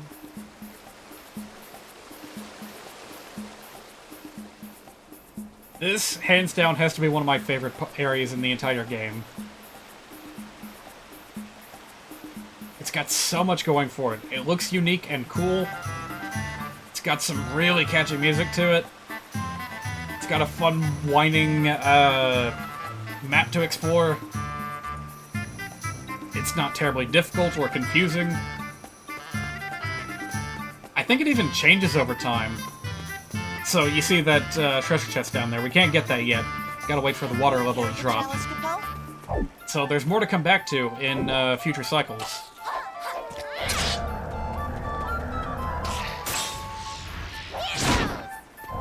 Ooh. These lizard men are a little bit durable. Can't cast magic if I fling a side blast at you. My melee magic is faster than yours. Oh yeah, and then there's the whole backstory behind this place. This inspired me so much that I, dedicated an entire project in art class to this level. Detailing the backstory and, depicting all the little races going about their business in the new, prosperous world that this sluice created. Good memories, good memories. That was back in fucking middle school when I made that. Jeez! That takes me back. That memory is especially strong because I had an excellent art teacher at the time. It's your turn. And that's not something that people tend to remember, their middle school teachers, but I distinctly remember my middle school art teacher being very, very helpful and supportive. And no matter how weird or, terrible her students' artwork was, no matter how far out they got, she was always, willing to, take in new ideas, listen to the students, hear out what inspired them.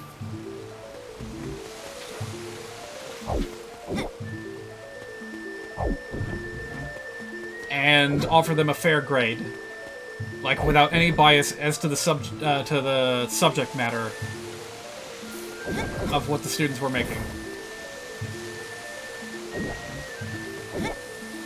That all changed when I got to high school. Boy, oh boy, was my high school art teacher a judgmental woman.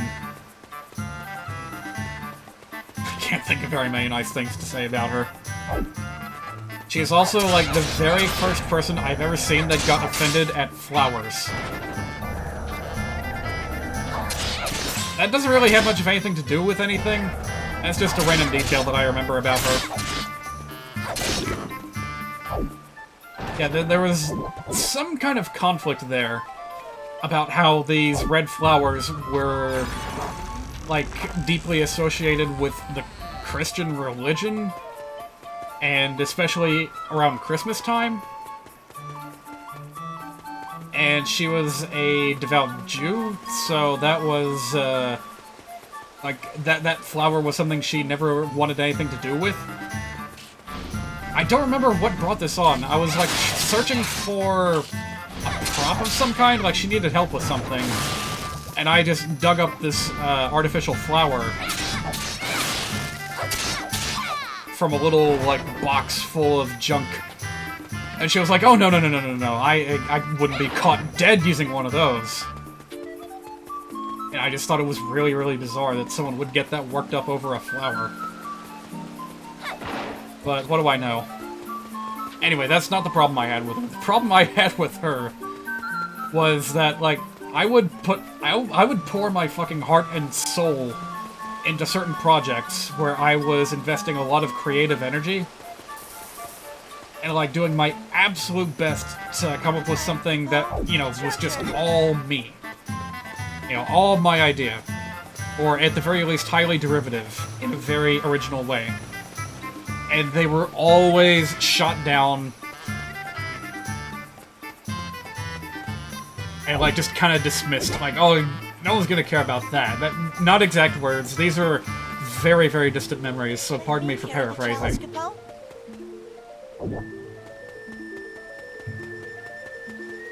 But, point being, she would look at these and say, ah, it's nothing special, whatever. Next. Whereas, you know, that wouldn't sting as much if she didn't, like, heap praise on me for the silliest, most, like, bare-bones things that I could possibly come up with. That were just like, follow the leader, follow the instructions to the letter, don't put any originality into it whatsoever. If you copy the blueprint, then you get an A+. And I fucking hated that. That seems like against the very principles of art as a whole. Whoa, I didn't even see you there. Was that bad poppin', or does this enemy, like, hide? Chili gel. I have no idea what that's good for. Okay, yeah, we definitely got bad poppin' issues here.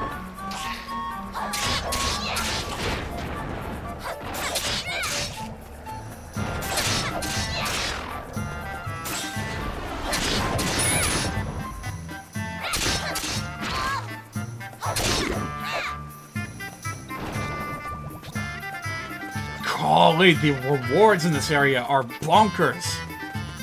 Like, back in Goblin Wall, I was, like, lucky to be receiving 20 gil per drop. Now all of a sudden we're in the hundreds? How did that happen? I guess I'm gonna need those. Mithril equipment does not come cheap! Hello. That's a griffin. It's very big and scary. And it has weird ears that I don't like.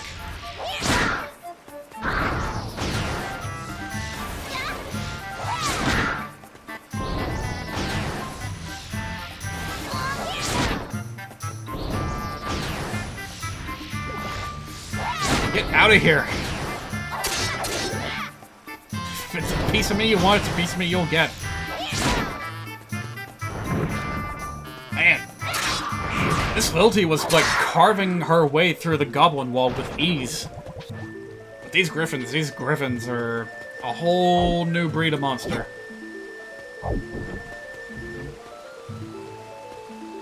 Alright, what did that do?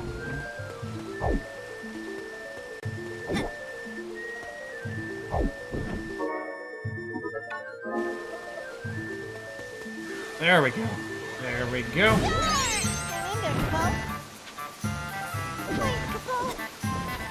Oh, just barely. Okay. I was trying to time it just right. Ah, you know what else I like about this level? Water graphics. And now that I've listened to an episode of... Wait a minute, where was it that I first heard about this?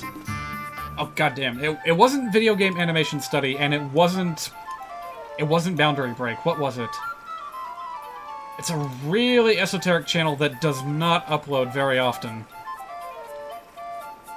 Let me see if I can find it real quick. It wasn't Tech Rules. Which one was it?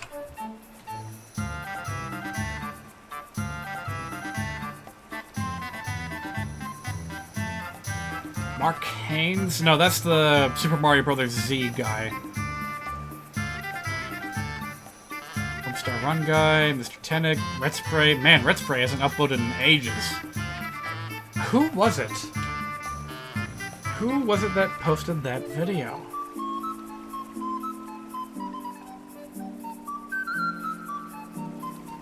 What the?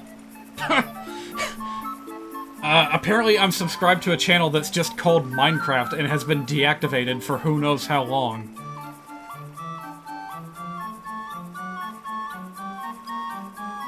Man, where are you? Where is this channel? Alright, well, the video that got me to looking up this channel in the first place was something like the atmosphere of Super Mario Galaxy or something. The quiet sadness of Super Mario Galaxy. Wait, no, that wasn't it. No. Fuck, what was it? I need to know what this video was. I want to see it again. Hang on a minute. There was a specific video that was made about the water effect. Here we go. Boy, this guy does not have a helpful channel name. It's Michael Jasper Ashworth. And he uploaded a video, like one of the first deep dive type videos that he ever uploaded, was about scrolling textures in Super Mario Galaxy 2. I would highly recommend checking that out, but I don't think anyone's in the chat right now. So, you know what, maybe I'll just open the video and share it directly. 2001, the GameCube still holds a lot of fun. Stop. Quiet. Memories for a lot of people. Why is it so loud?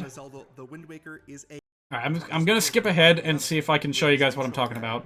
50% gray, doing now, why am I showing this? It's because I wanted to show off that the effects on the water in this game, and for, well, just about any game, is not quite as complex as you might think. Adjusting the size of the displacement map adjusts the tiling of the warp. So this what he's talking about right here. Why is this so goddamn big? Fluffed by a pillow almost. Shrinking it down instead, it becomes right, this whole displacement texture thing. That is what's going on with the water here. Texture itself important, but these extra parameters help give more control to the artists, letting them hone in the exact warp they need. In this case, we're aiming for something a bit more like water ripples. So here, right in the middle, is just about right. The real magic, though, happens when we add scrolling. Rather than scroll the stone texture, we instead scroll the displacement map. This lets these water ripples bubble across different parts of the stone texture as it scrolls across, which can add a decent amount of depth to the texture. Combined with the other parameters I talked about before, you can get some really complex and interesting motion for just a small... Yeah, that's exactly what's going on with the water here. Here in Slimy Spring Galaxy, by the way. You'll see this sort of animated displacement map all over both galaxies, mostly for any surfaces that want to emulate a shallow water look. One example, the Honey Hive Galaxy. I wonder if he's going to talk about textures overlaid on top of the water. With some extra detail, because that's what's going on here with the funnels spitting water out. Let's talk for a bit about these detail layers. Jumping back to Slimy Spring, as I mentioned before, goddamn, I can't get enough of this effect. Here. The first being this waterfall. This waterfall is still just a displacement map, but it's actually being used in a substantially different way than before. It's such a simple technique with the modern tools that we have nowadays, but it's so effective. Extra depth to a tiled texture. That's part of why I love NoClip.website so much. We have this water texture, but scrolling it alone would look, well, a bit repetitive. To break it up, we can add a small displacement map, but we have to be careful. That looks so cool. If we keep the displacement map the same size as I want to mess around with stuff like that. Then we're getting the same distortion everywhere, and so it didn't help that much. But if we scale the displacement map just a tiny bit, then different parts of the displacement map are affecting different parts of the water texture each time it tiles. Now, no two tiles look exactly the same. Even better, we can animate this variety over time by scrolling the displacement map alongside scrolling the base texture. And voila, we've actually just made the water from Mario Kart Double Dash. Again, though, if we look back at the game, you'll notice that looks good for GameCube. On top as always, but this is the oh boy. Now, I don't know what I'm getting into here. Run. One additional wrinkle we have to fucking talk about, run. And that's how displacement maps interact with scaling. If, for instance, we were to take our original water texture, then add a displacement map, and then scale it up. Boy, this Griffin is mean. The original texture, just sort of bigger and blurrier. That's not very helpful for us. But what happens if we do things in reverse? We'll take our image, scale it up first, and then add the displacement map. The displacement map is now pushing around the blurry pixels of the bigger upscale texture, which means we don't actually see the blurriness that much. I don't even remember these details about this video. The varies based on the contrast of our displacement map. If we have a low contrast image, then the blurry pixels won't get pushed around as much. But with a high contrast image, the blurry pixels get pushed around so much that you can barely see them. Takes such a large beating. So we'll get something that looks more like these wispy. I bet it'll be easier to take down with magic in the future. Even works up to 1080p. Well, I hope. In fact, what you're seeing now was generated entirely from just these two textures. No fancy upscaling was used at all here, I swear. This, I think, shows the real power of displacement maps. By pushing around blurry pixels, we can invent new texture resolution where there wasn't any before. It's a really cool way to build interesting shapes and animations, and, as before, as a complete side effect bonus, it scales to higher resolutions even better. I haven't tried it, but if it looks good, and that's why, like, emulation and upscaling looks so damn good.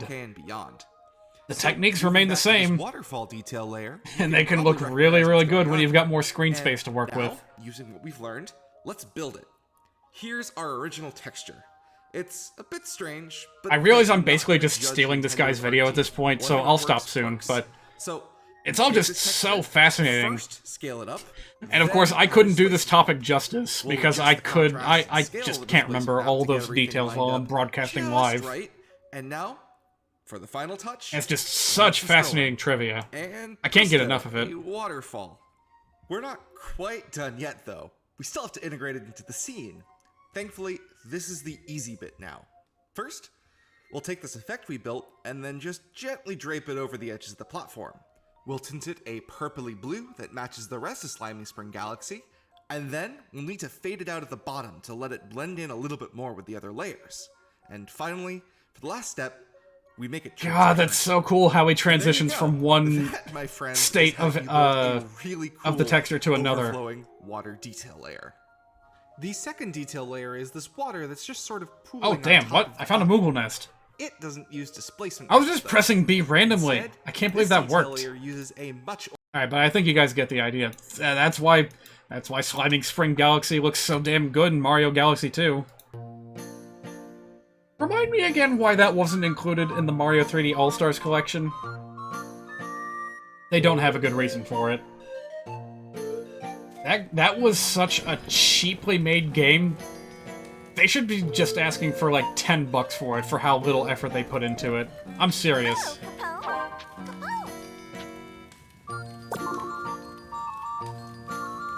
It's like they're just emulating it. They are just emulating those games with such minimal additions to it.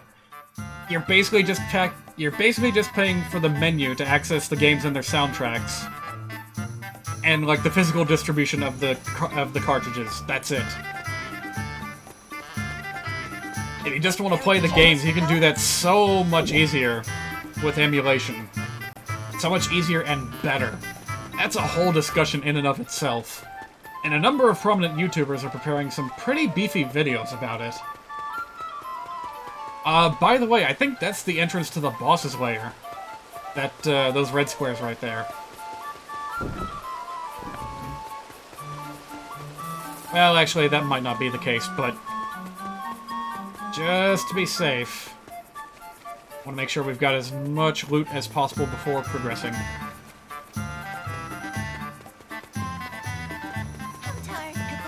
It's your turn. Yeah, did I get everything from up here? For some reason, I can't remember. I think I might have not actually walked up here, but nevertheless, nothing of interest. Let me carry the chalice, Capo. You know what? Maybe it would be a little bit faster if I applied haste and just carried the chalice myself.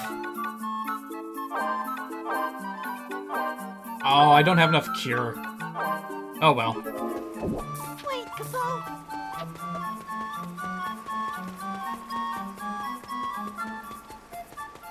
Actually, you know what? This is a lot of backtracking I'm setting myself up for, so let me just go ahead and look up a map real quick, just to save us all a little bit of time. Game FAQs has a pretty good collection. Very simplistic, but accurate.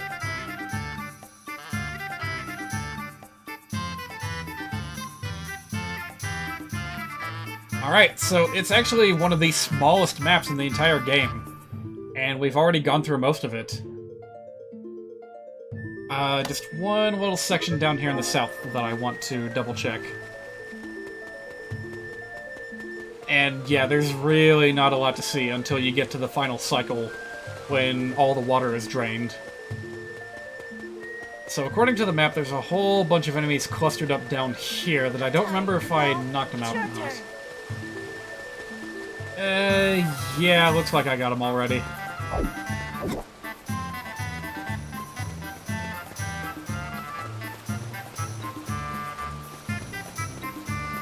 Wow, yeah, this is a really small map by this game's standards. Oh well.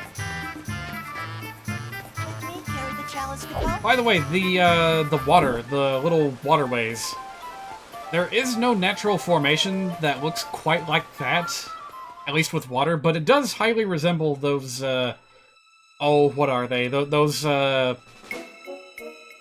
think they crop up in deserts, and they have this weird liquid in them, but it ain't water. It might be, like, volcanic material. Or it could be some kind of acid, I'm not sure. But they naturally pool up in weird little shallows like that. In fact, I think Yellowstone Park might look like that a little bit.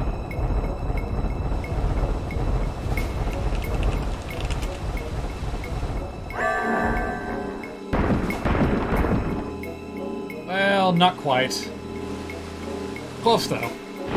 Hello. That's a Moogle you're looking at, not me. Destroy Moogle! Destroy Moogle!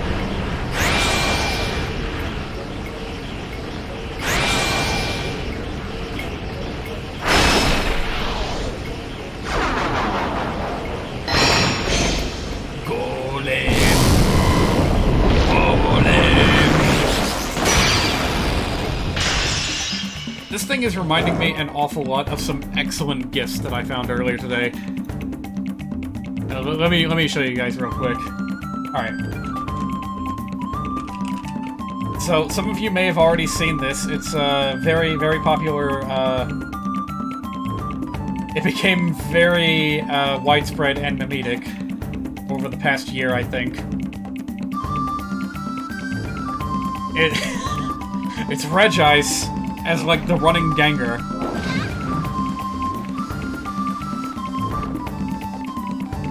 But wait, that's not all. I also have, if I can have access to my menu again, I have another one that may be slightly more accurate. And I'll bring him on screen when the time is right. Wait a minute, where'd he go? There he is. Alright, I'll just leave him up here for now. And wow, that was a complete distraction. I do not want to be hit by these guys' slow magic, and yet that's exactly what we're doing.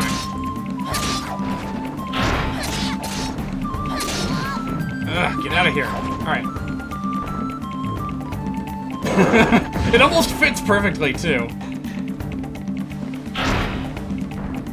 I can't even focus on fighting while I'm doing this. I'm wasting time. Alright, fine. There's a third one, by the way.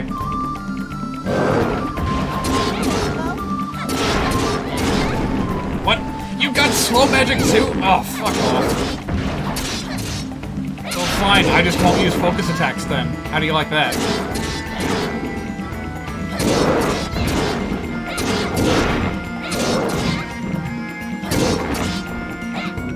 Alright, once the Flans respawn, that's when I'll back off and heal. Oh boy. Icy. Very icy. Oh fuck. That wasn't supposed to... Pretend you didn't see that.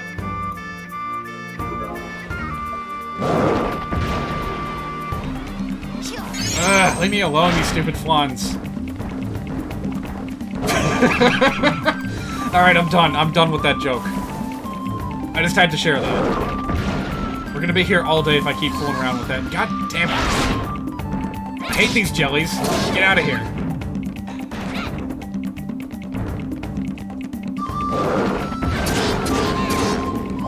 Alright, Mog. Help me out here.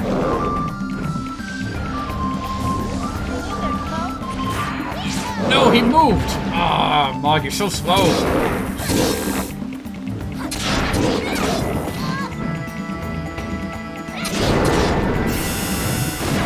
Oh, I forgot about that.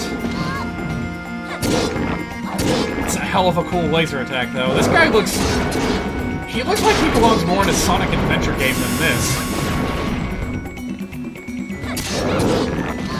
He would fit in perfectly with the E100 series, if in my personal opinion.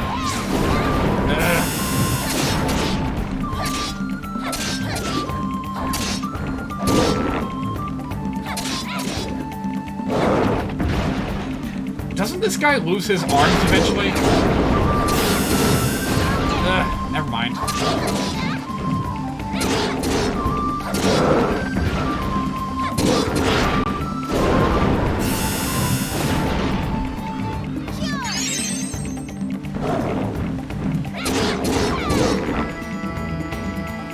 Well, I guess not, because those arms just keep on coming back.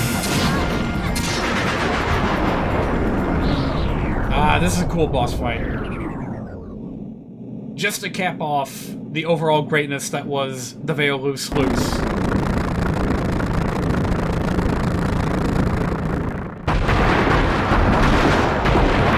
It looks cool, his attacks are cool, that weird little gem thing is cool, even though it looks kind of like an emoji.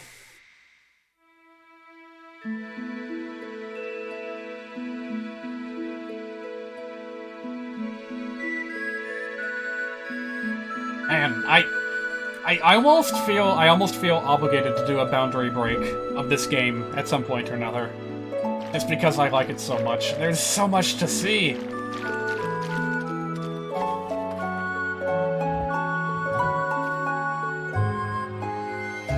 I told myself I would not be playing a Lilty while live streaming this game, but I can't help it. The red mask Lilty is just so dang cute.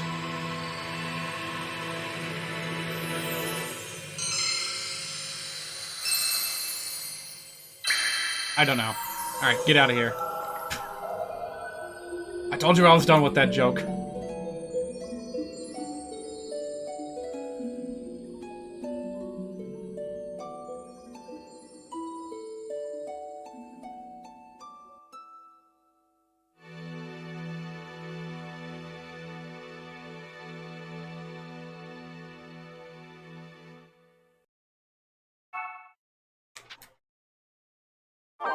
Hail Moogle at your service, Capo. Capo! You can tell by my silence that I'm clearly not Here you done go, with the Capo. jokes. Don't worry, this will pay off very, very soon. Miguel! No music!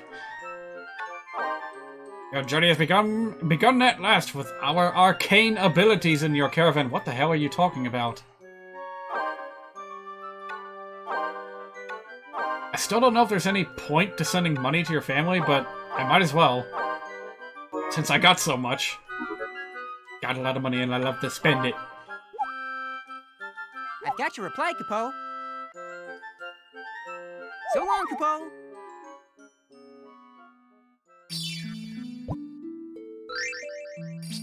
Alright, time for the artifacts. I saw that there was a health upgrade, and I might pick that, because, I already got 2 +2 strength modifiers from the artifacts that I have found so far with this character. So if I don't see anything that's like +3 or greater, alright, magic doesn't count. Moon Pendant it is. Here we go.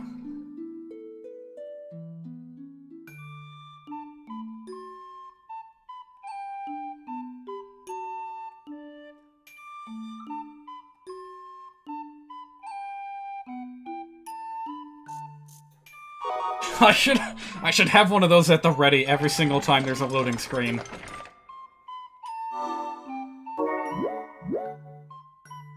Alright, it's fine. We have a Mark of Shella. We can proceed to Shella, where there are very special shops to find. Or so I have been told. Hello! Back from work, are you? And you have cookies? Well, what a coincidence. I just started on that peach pie myself today. And it was, well, I feel like I shouldn't give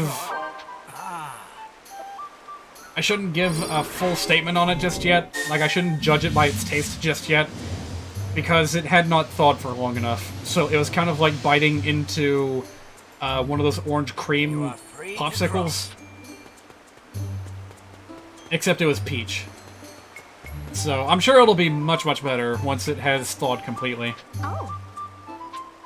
Alright, so this is where you find the... Ooh. Sure. We kind of always want to have at least one of these on hand. I'll go ahead and buy a few extra to share with other members of the group. Welcome. Oh yeah, the Uke Caravan. That's like the only one that we haven't run into yet. Ooh. This is where you get all the accessory recipes. Alright, pretty much all of these in the shop here are just, you know, resistance against certain elements or status effects. I don't remember what any of them do. I mean, I got a lot of money. I could just start spending like crazy, but I will wait. Just a little bit. Oh, that's where the Moogle nest is. Just in a little stump right there at the beginning of the village.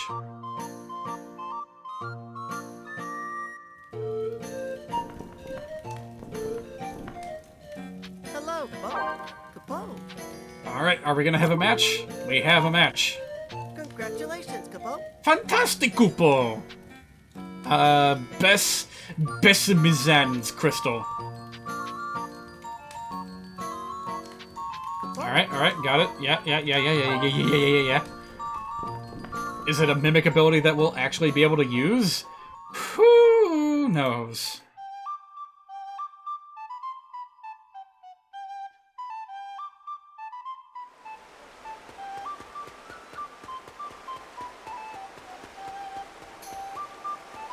Hello. There should be some good lore that we can unlock in this town.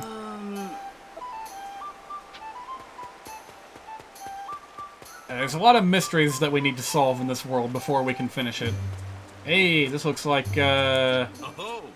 planetarium of sorts. Yeah, 4 elements. Oh, but you're gonna tell me that there's a 5th one, right? Yes, the one element to rule them all.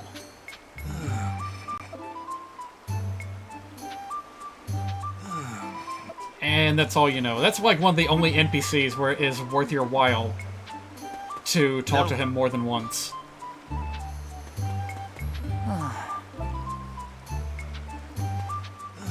No, I want to talk to the other guy. Join me, and together we will reclaim this world for the Lilties. He's just telling that to me because I'm a Liltie, isn't he? Oh yeah, aren't Lilties, like, not very proficient in magic? What are you even doing here?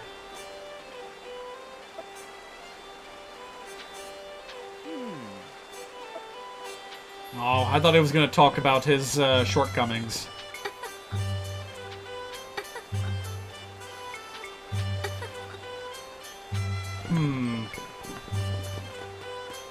Well, clearly this is a town of science, but I feel like I'm not learning very much yet. Isn't one of the Bard characters supposed to show up here? Are you the no, you're not him. Learn one truth and forget 2? What? Aha, that's who I'm looking for.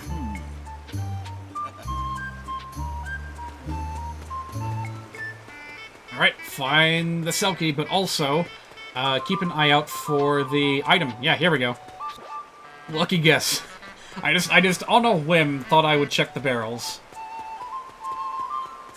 Oh, by the way, a friend of mine in the chat, I just finished my 3rd dungeon for today, and I'm not sure if I'm gonna feel like doing a 4th one. A traveler? Ooh. Wait a minute. No, you're just, you're a crafter. Okay, never mind. Is that an NPC, or is that like a... This is like a coat rack with a bunch of Yuk masks hanging on it. That's weird. Yeah? There you are, Denam. Listen Alright, here. tell me your secrets. Nobody's been able to accomplish what I have. Hey. And what is that? Hey, Working on a way to travel without a crystal. listen here. Everyone wants to see the world outside to travel freely without fear, I right? understand. If I succeed, we'll be able to live our lives without depending on crystals. Wouldn't need to send our crystal caravans anymore. But then I'd be out of a job! That'd be one less hardship in the world, right? Well, that's kind of the thing about removing labor from the world as a whole, isn't it? Is that technically you're improving the world in, you know, people don't have as much work that they need to do. They can just leave it to automation, or maybe there's just jobs that don't need to be done anymore because there's no longer any demand for it. Like, it's technically a net good, but the resulting unemployment is still an issue that we have not conquered. Listen here. So wait, did he actually say anything of substance? Yeah, he's just doing research. We'll come back to him.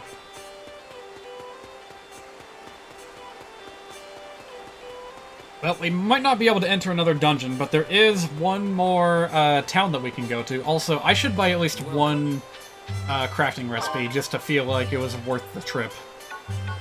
I'll buy them over time, so we'll start with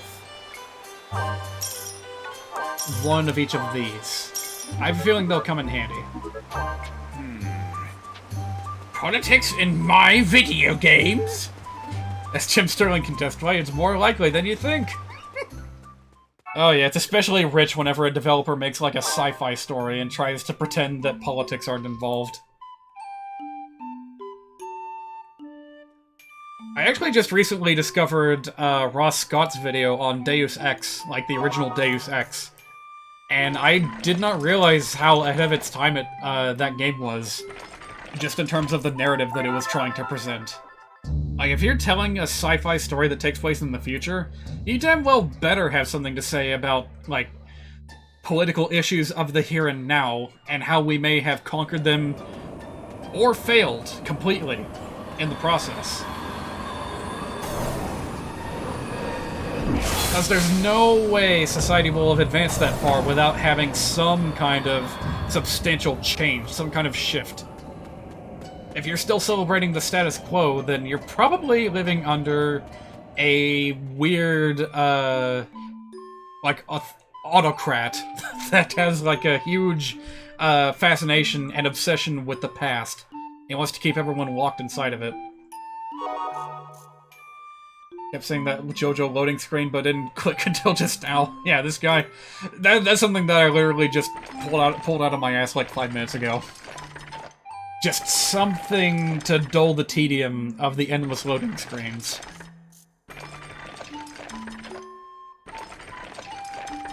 I got more gifts, but most of them are a bit more esoteric. They don't fit quite as well just as a random thing to superimpose over a loading screen. Oops, didn't mean to do that. Oh, by the way, I didn't get any input on this, but for the time being, I did change characters from the Yuk Sven to the Lilty Shimi. Again, I think it's just the cutest design ever for a Lilty character. One of the cutest designs in the game, even. But eventually we will cycle around to these two as well. I don't think I've mentioned this to you yet, but earlier today I put a lot of effort into basically grinding levels for these characters. You know, there's no EXP in this game, but, you know, getting better equipment for them and raising their stats through the relics. And one of them got absurdly lucky and found the dark matter artifact, which is like the single biggest boost to magic power.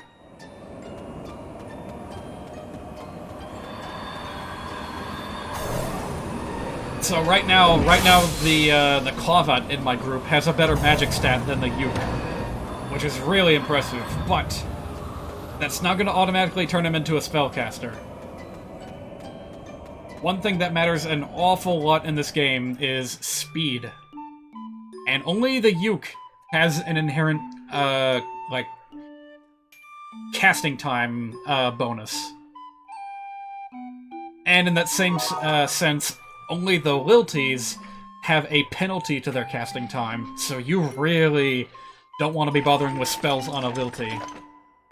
You'll be a complete sitting duck if you decide to do that.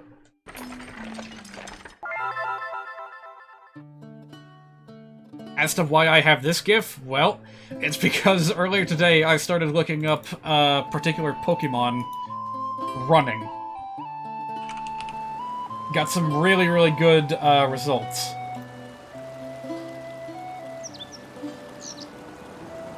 So there's this one, Regice. That's an old meme, but it checks out. Regirock. I think that's his walking animation from Sword and Shield, and then Registeel from the anime doing an anime run. It's perfect. And then these guys... that's just the three of them together. Don't worry about it.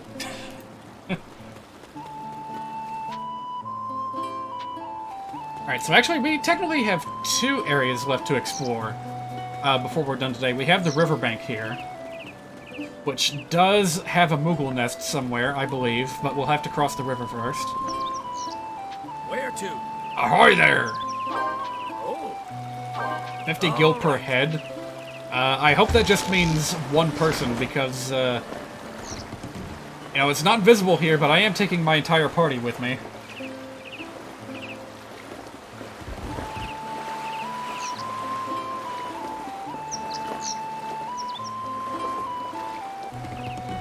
You recognize the first running animation from a Gundam song cover?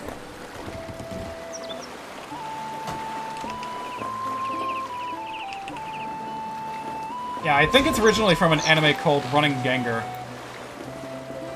And it is a really funny animation. Even if the original source probably wasn't intended to be like that. That's probably just intended to be an ordinary action shot. But it just aged so poorly, it just became funny to look at. Okay, there is nothing to explore here. I take it back.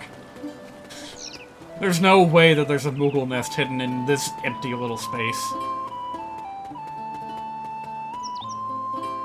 Then again... You gotta be kidding me.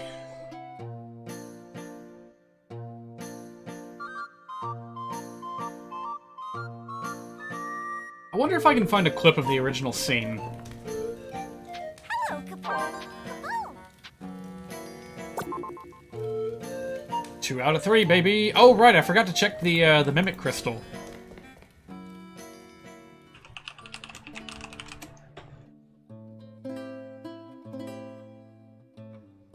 Alright, if Know Your Meme doesn't have a link to the original video clip... Oh no! The videos have been removed by the user. That means that it wasn't a copyright takedown. No, the user saw that it was like their videos were becoming trending as memes, and so they deliberately took them down because they didn't want the attention. I kinda hate it when people do that. And yet I also kind of understand where they're coming from. Alright, so what Mimic Crystal did I unlock?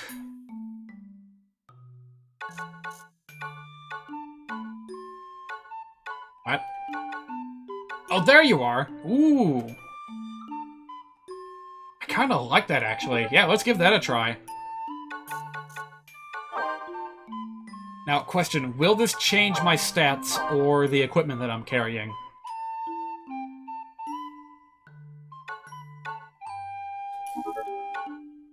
Oh, wait a minute. Didn't they say that, like, the Mimic does not apply when you're in towns?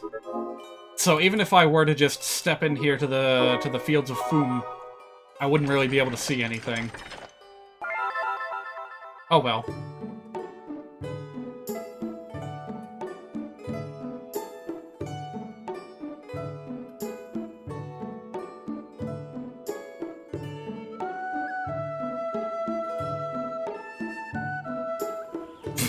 A little bit too late on that one, but that's fine. Alright, Alright, this is where all the Clavats live. And you two look identical to the village elder in my hometown. What's up with that? Did they just get lazy with the models? Probably. Don't think too deeply into it. It's not another, like, Majora's Mask situation. But boy, I'm sure glad these Moogle nests are easy to find.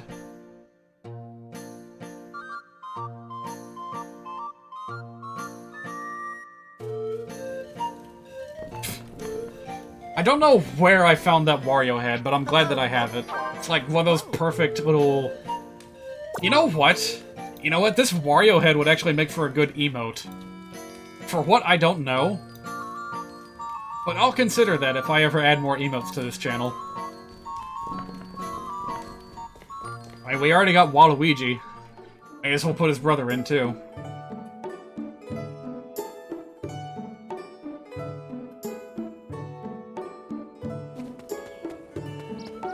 Alright, so I also need to track down the hidden item, which my memory is for some reason telling me that it's hidden in a windmill.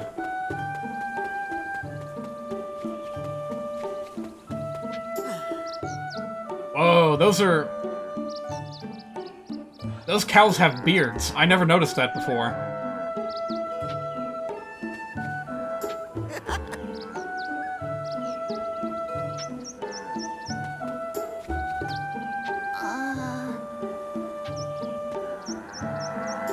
They almost look halfway between pigs and cows. Wait, what? You guys got an apple thief? Can I find him? Do I get a prize if I find an apple thief?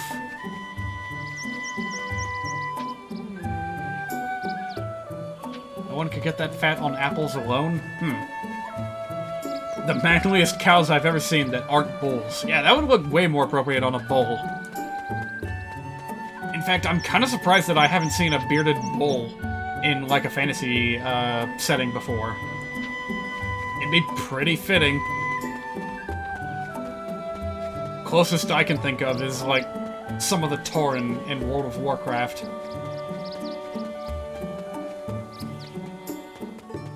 Oh yeah, so fun fact about this place, if you look closely, you'll notice that there are actually several crystals scattered throughout the area.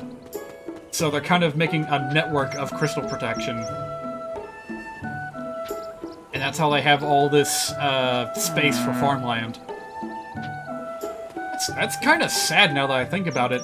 The size and quantity of your crystals is the only thing determining how much protection you have and how far you can safely, like, grow stuff. Oh! So, like, these Clavats are the only ones that can practice agriculture to any extent.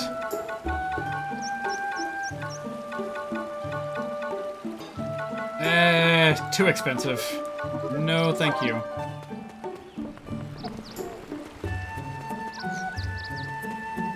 Yes. Oh, I've already made a full loop. Oh, I never found the... Oh, there it is. Hidden in a tree stump of all things. Alright, that's all there is to see here. Wow. Wow, there is not a lot to do in the Fields of Foom. There's not even a blacksmith. So, like, unless you're hunting for items, the hidden items, then there's no reason to come here. Yeah, you can buy food, but as I've already pointed out, that's, like, one of the most useless items in the whole game is the foods. Technically, some of them give you stat buffs, but even that seems pretty, negligible from what I've seen. Alright, well, this is what we will be doing next time I stream this game, which might not be tomorrow. I might not want to continue until next week. Just, there's some stuff that I want to try and, like, sit down and figure out on my own before I do anything else with this game. Actually, hang on a minute. Let me check real quick and see if it's possible to go any further. This here. Because I think this area to the west is only supposed to open up on year 4. Alright, you can only access one element here, that's wind. And you can also get fire and water there. So yeah, this western little marsh area is completely blocked off to us until year 4. But we still have the Demon's Court, which is basically just a coliseum where monsters hang out. And the Celebration Cave, pretty much the caviest cave that you ever did cave. And the Celebration Cave is going to take a while, so I really don't want to do that today. So yeah, we'll just wrap up Year 3 next time I play this game. I apologize a little bit that the streams have been a little bit on the short side this week, but in my defense, it's also been uncomfortably warm, so I haven't been sleeping as soundly. I need to be okay, I'm just making excuses. Truth is, I actually just want to go to bed right now. We'll do this again next week. I could try reading the diary before we go.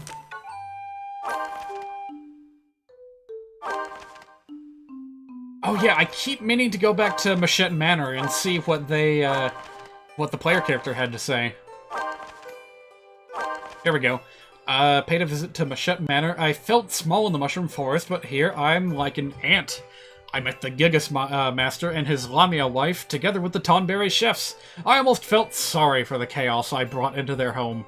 Perhaps I should have knocked. Perhaps you should have.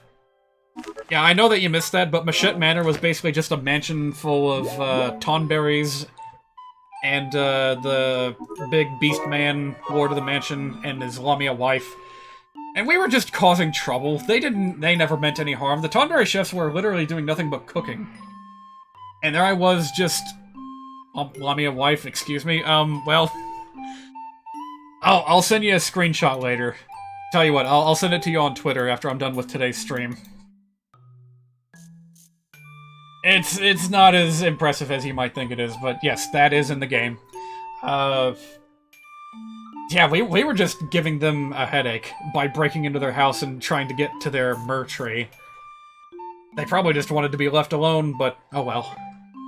Alright, did I already save? May as well save again.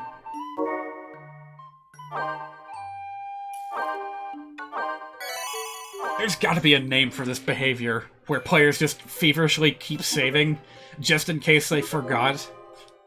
Like, one mistake in your history of gaming is all that it takes to plant that behavior in you.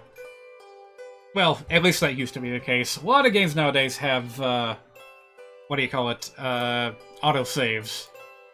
So you don't gotta worry as much, but whew, back in the day, if you just caught a legendary monster in Pokemon and thought that you saved the game, but you were sleep deprived, so you actually didn't, oh, that would be a major sting.